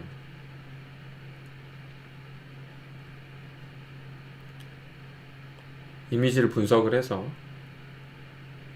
이미지가 어떻게 쌓아져 왔는지를 볼 수가 있어요. 네. 여기 보면은 여기서부터 시작을 한 거예요. 여기서부터 시작한 거고 이 시점에 그 파일 시스템에 어떤 파일들이 들어 있었는지를 보여주는 거죠. 그래서 그 다음에 이게 얹어지고 하면서 오른쪽에 보면은 이런 것들이 들어왔구나. 이때 자바가 들어왔네요. 이때 JR리가 들어왔네요. 이러다가 언제쯤에 들어오더라? 한 이쯤이었던 것 같은데. 찾아보죠. 다 적고, 오케이. 그치. 이 18메가에 해당하는 250메가가 아니었구나. 한 20메가 나왔나 보네. 이때 이제 라이브러리만 쌓은 거예요. 이때 18메가로 라이브러리만 쌓고 그 다음에 다음에 이거 부트 로더가 들어온 것 같아요. 그 다음에 빌드 관련된 정보가 들어왔고,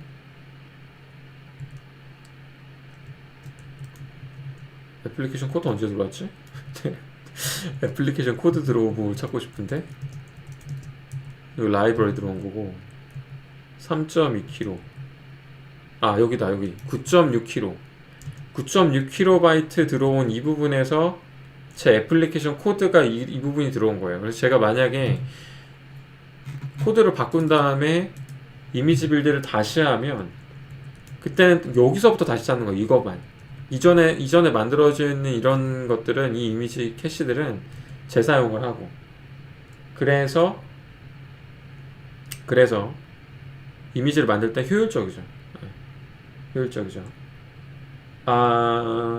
메이븐에 빌드 이미지가 없다면 최소한 2.4점대를 써야 될 거예요. 2.4. 제가 알기로는 2.4부터 지원이 돼요. 2.4를 써야 됩니다. 그 다음에 다이브라는 툴은 도커 다이브라고 검색하면 아마 나올 텐데, 이거예요. 와굿맨. 네, 와굿맨. 여기서 지원하는 이 툴인데, 나중에 한번 써보세요.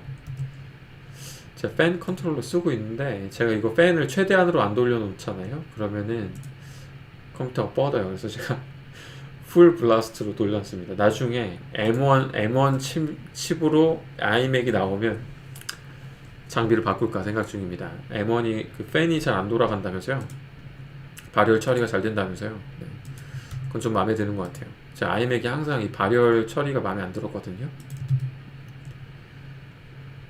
도커 다이브 좋았죠? 도커 다이브 좀 건진 것 같지 않아요? 네.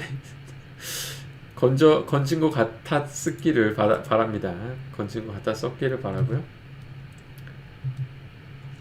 그 다음으로 볼 기능은, 애플리케이션을 이제 배포를 하고 나면 어떤 애플리케이션에 관련된 어떤 정보들을 이제 보고 싶을 때가 있는데, 여기도 여러분들 특히 마지막에 건질 게 있으니까 조금만 더 참아보세요. 아깝지 않을 겁니다. 지금부터 약 15분이 아깝지 않을 거예요. 조금만 더 참아보세요. 네. 저도 힘들어요. 저도 목이 마르고 힘들지만 얼마 안 남았습니다. 애플리케이션이 현재 동작하고 있는데, 현재 동작하고 있는 이 애플리케이션 정보를 제공하는 다양한 이 엔드포인트가 있습니다. 크게 두 가지 형태로 제공을 하는데, JSON 형태로도 제공을 하고 JMX로 제공을 받을 수도 있어요. 근데 저는 이제 외부로만 보여드릴게요. 먼저 이런 정보들을 보려면 의존성에다가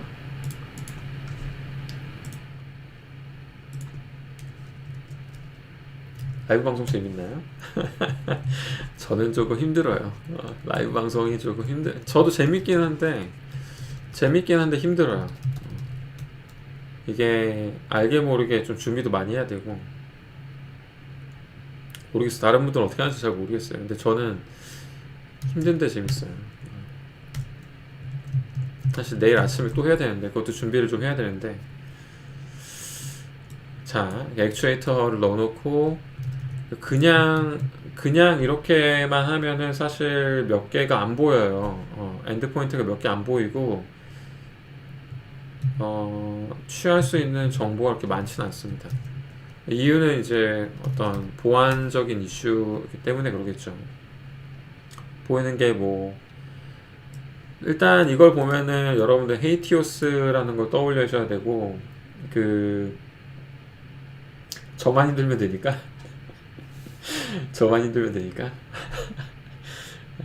헤이티오스라는 걸 띄워야 생각을 하셔야 되고, 그 다음에 이게 REST API예요. REST API라고 할 수 있는 게 셀프 디스크립티브 하거든요. 이야기가 조금 다른 데 가긴 하지만, 이거 응답의 리스폰스 헤더였나?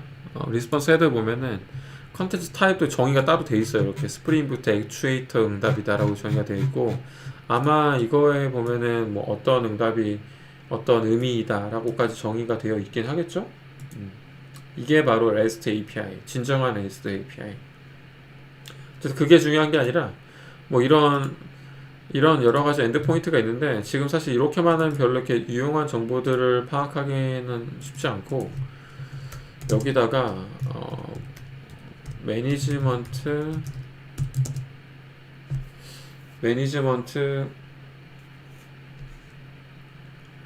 스웨고랑은 다르고 매니지먼트 뭐였지? 기억이 안 난다. 그럴 검색을 찾아야죠. 여러분들 이런 것까지 제가 외우기에는 조금 힘들어요. 제가 좀 찾아보겠습니다. 여러분들 뭐라고 하셔도 제가 할 말은 딱히 없는데 이런 것까지 외우기 힘들어요. 이런 것까지 외우기 힘들어서 매니지먼트 엔드포인트 게다가 여기는 왜 자동 완성이 안 되는 거야? 매니지먼트 웹 익스포저 인클루드에다가 전부 다 추가를 해달라고 하면은 아니 가끔 있어요. 가끔 있다고. 가끔 있는 그 말들이 근데 상처가 돼.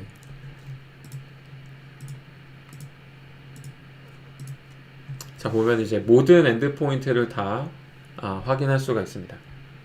모든 엔드포인트를 확인할 수가 있는데 여기서 이제 몇 가지 중요한 것들 중에 하나는 프로퍼티즈가 어디서 어떻게 왔는지 잘 모르겠다. 아까도 보여드렸다시피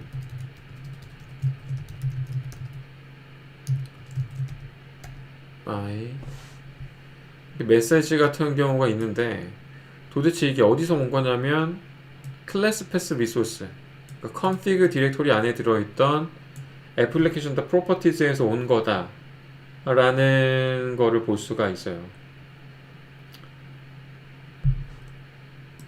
저는 배민이 아니라서 배민 프론트가 뭘로 구현되어 있는지는 알 수가 없고 그 다음에 어떤 빈들이 등록되어 있는지 이 애플리케이션에 등록되어 있는 빈들 이 중에는 헬로 컨트롤러도 있겠죠. 이렇게 이런 정보들 그 다음에 또 로거가 재밌는데 로고가 좀 재밌어요. 네, 로고가 재밌는데 여러분들 툴 중에 HTTP 파이라는 게 있어요. HTTP 파이. HTTP 요청을 CURL보다 조금 더 편하게 만들어서 보낼 수 있는 기능인데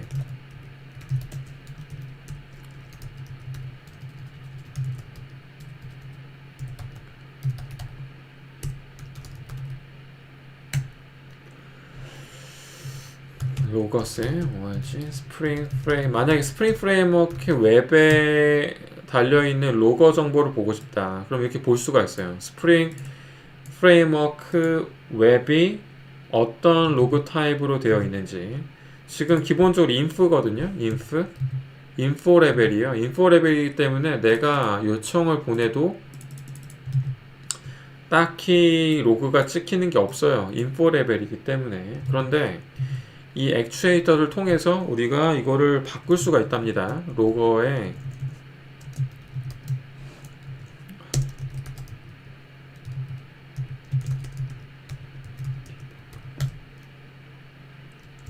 디버그 모드로 바꿨어요. 런타임 중인데 로거의 레벨을 바꾼 거예요. 디버그 모드로 바꿨기 때문에 요청을 다시 보내보면 디버그 모드로 로그가 보이죠.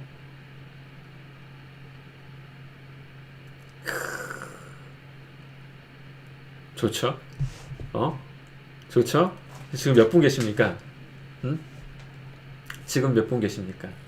이거 좋죠? 이거 좋죠? 이거 좋죠, 그죠? 이야, 여러분들 행복하십니까? 다시 늘어나고 있어요? 이거 안 되는데. 아까 가신 분들 보시면 안 되는데. 좋아요? 좋아. 네, 오케이. 좋아. 그래, 이런 다양한 기회들이 있는데, 아, 참, 이게 언제적부터 있었던 건데. 이거 뭐 최근에 들어온 것도 아니고 진짜 오래된 기능인데, 어쨌든. 재밌네. 네. 아, 그럼 더 재밌는 거 보여드릴게요. 더 재밌는 거. 피날레. 피날레 보여드릴게요. 이거 말고 이제 힙 덤프로 뛸 수도 있고, 스레드 덤프도 뛸 수 있는데, 그리고 매트릭스 같은 걸로 뭐 매핑도 볼 수 있고, 여러 가지가 있는데, 일단 이걸로 피날레를 합시다, 우리. 이걸로. 음. 지금 보여드린 이거는 좋긴 한데, 예, 좋긴 하죠. 좋긴 한데 불편하죠. 아무리 잘 돼 있어도 불편해요. 아무리 잘 돼 있어도 불편한데, 스프링 부트 어드민이라고 해가지고, 어, 스프링 부트에서 만든 툴은 아니에요. 스프링 부트에서 만든 툴은 아닌데, 자, 이거 하나 보여드릴게요. 오케이?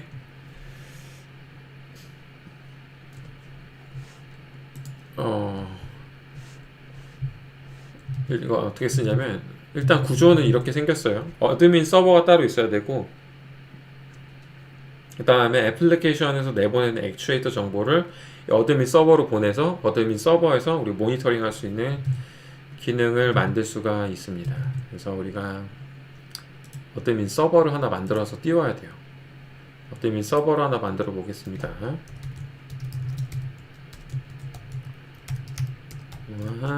어드민 서버, 그 다음에 어드민 서버를 만들어서 오케이. 보안은 사실 그 아까 그 액추에이터 같은 경우는 거기다 스키유리티 걸어야 돼요. 그래서 스프링 스키유리티 걸어서 특정한 어떤 사용자들만 액추에이터 밑으로 접근할 수 있게끔 스키유리티를 걸어야죠. 근데 지금은 이제 그런 것들까지 보여드리기에는 시간적인 제약이 좀 있으니까요. 그런 것들 생략을 한 것 뿐이고. 어드민 서버 추가해놓고, 얘도 기본적으로는 8080이 뜨기 때문에 포트가 겹치지 않도록 이 어드민 서버는 18080에다가 띄워 놓도록 하겠습니다.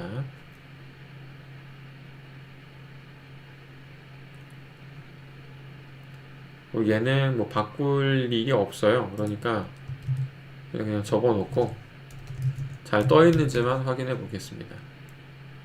18080 지금 만든 스프링 부트 서버 애플리케이션이 지금 떠 있는 거고요. 그 다음에 다시 우리가 만들었던 클라이언트 애플리케이션 돌아가서 저 부트 어드민 클라이언트를 라이브러리를 추가를 하고,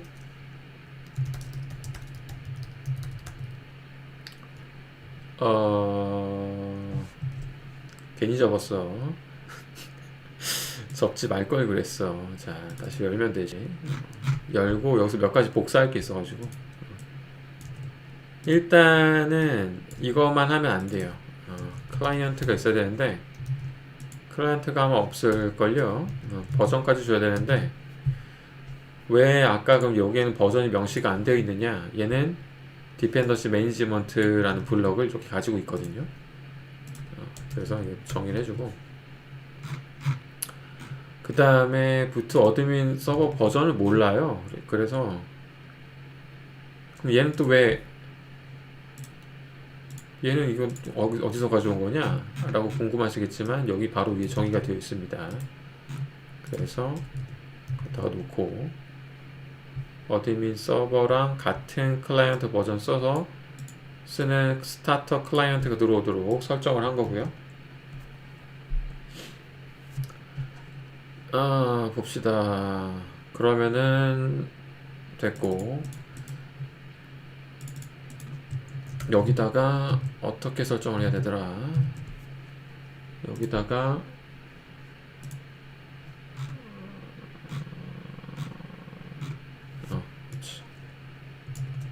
외울 수가 없어요. 죄송합니다. 외울 수가 없어요. 서버 쪽이 어디에 있는, 서버가 어디 있느냐를 알려주면 됩니다. 잠깐만. 그렇지, 맞지? 서버가 어디 있는지 알려주면 돼요. 아까 저희가 어드민 서버를 18080에 띄워놨잖아요. 18080에 접속을 하라고 한 다음에 클라이언트 애플리케이션을 다시 띄우면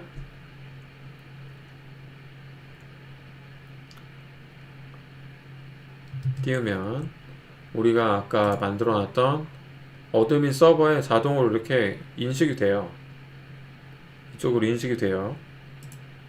보이죠? 이렇게 월 보드로도 볼 수가 있고요. 이쁘죠? 되게 이쁘고 안에 들어가서 보면은 더 이쁘죠. 스레드가 몇 개인지, 현재 프로세스가 뭐 얼마나 업타임이 되어 있는지, 메모리 얼마나 쓰고 있는지, 이 정보들은 사실 아까 다 있었어. 여기에 여기서도 이미 다 볼 수 있는 것들이었어요. 여기서도 그런데 여기서 조금 더 이제 시각화해서 보여주니까 좋죠? 네. 마음에 드시죠? 그 다음에 여기서 로고 변경하는 거 더 쉬워요. 여기서 로고 변경하는 건 더 쉬워요. 봐봐요.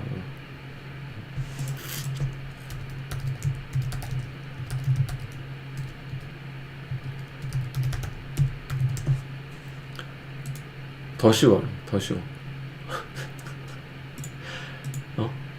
로고 변경하는 거 더 쉬워요. 이거 어때 이거?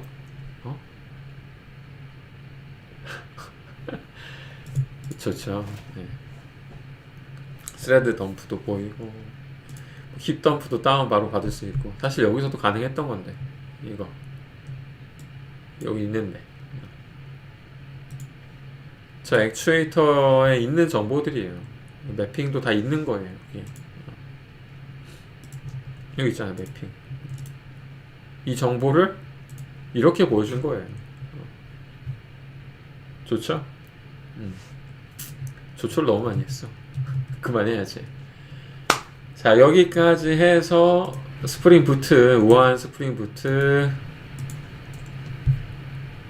소개를 마치도록 하겠습니다. 여기까지 해서 스프링 부트가 제공하는 여러 개발과 관련되어 있는 여러 분야, 빌드, 코딩, 그리고 배포 및 관리와 관련되어 있는 스프링 부트 관련된 기능만 다룬 거고, 실제 여러분들이 근데 이런 걸 안다고 뭔가 애플리케이션을 만든다는 건 아니고, 진짜 개발을 하고 뭔가 코드를 작성하려면 사실 여러분들 스프링을 잘 알아야 돼요. 스프링을 잘 이해하기 위해서는 자바 엔터프라이즈 에디션 기술에 대해서도 알아야 되고, 자바 엔터프라이즈 애플리케이션 에디션에 대한 기술을 이해하려면 당연히 자바에 대해서도 알아야 되고, 그래서 지금 제가 자바 스터디도 운영을 하고 있고요. 자바 스터디 지금 1기가 마무리돼 가고 있는데 성황리에 잘 진행이 되고 있습니다. 오늘 발표 어떠셨습니까? 쿠폰 드려야 되지. 자, 쿠폰을 아까 잠깐만 질문도 좀 보고, 여러분들 올려놨던 질문이 어디 갔냐?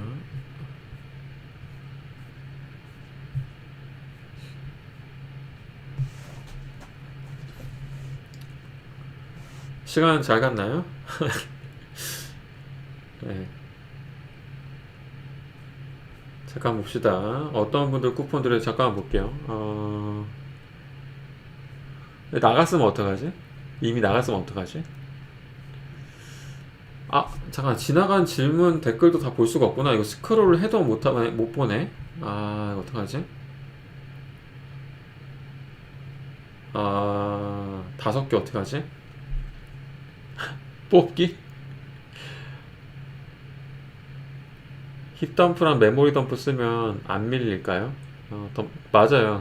그때 힙덤프, 스레드 덤프랑 힙덤프 뜰 때 약간의 딜레이가 생기긴 하거든요. 그래서 사실 운영용 서버에서는 그렇게 권장하는 방법은 아닌데, 뭐 문제가 재현이 되는 수많은 수백 개의 서버 중에 하나의 서버라면 그렇게 해도 괜찮지 않을까요? 퀴즈. 그래요. 제가 아까 살짝 언급한 게 있었어요. 여러분들 잠깐만요. 제가 아까 잠깐 언급한 게 있었거든요. 왜 내가 그 자동 설정 파일을 만들 때 같은 패키지로 만들지 않았느냐.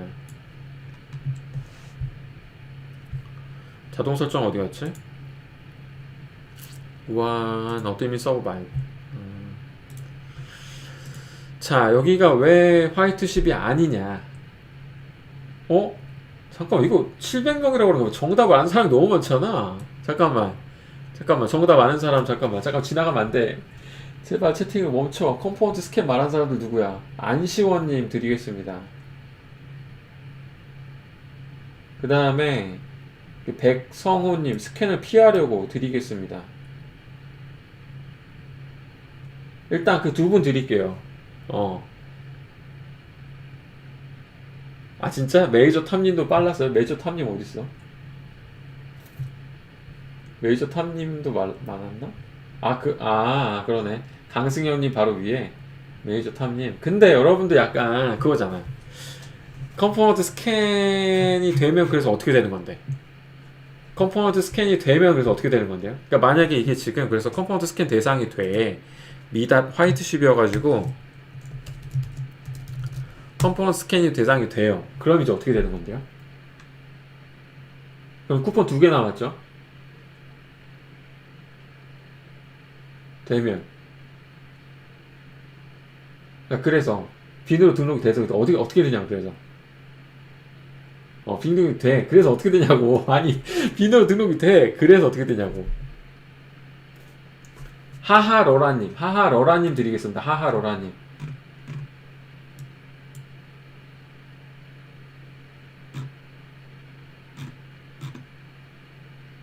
그 다음에 남차포라님 드리겠습니다. 남차포라님이 정확해.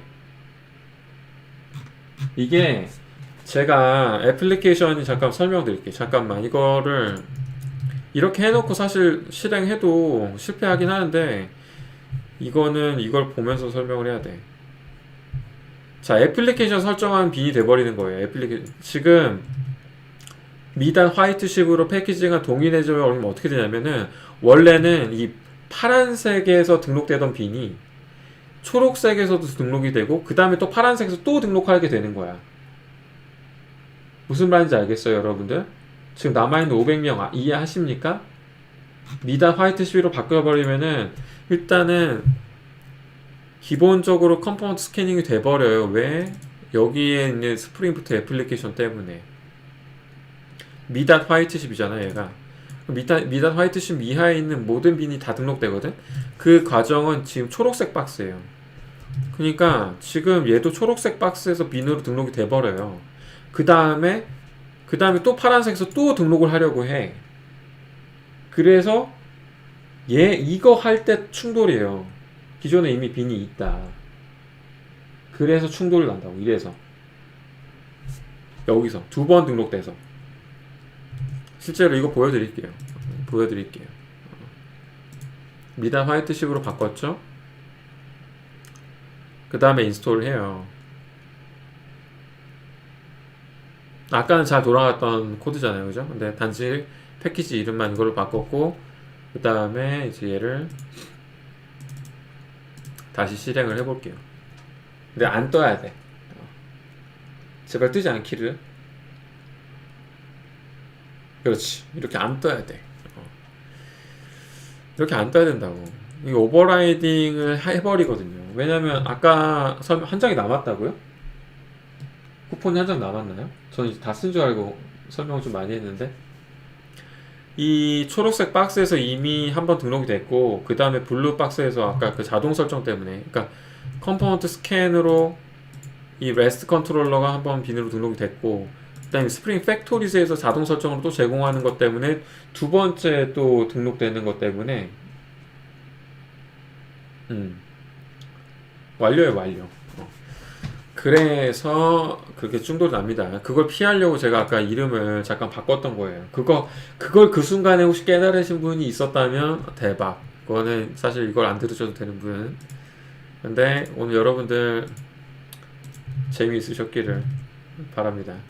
오늘 많이 참석해 주셔서 감사해요. 저도 700명 넘게 아까 처음에 들어오셨던 것 같은데 그렇게 많은 분들 앞에서 방송했던 건 처음이어가지고 초반에 좀 긴장해서 조금 더듬더듬 거렸는데 한 시간 정도 지나서 조금 말이 잘 풀린 것 같아요.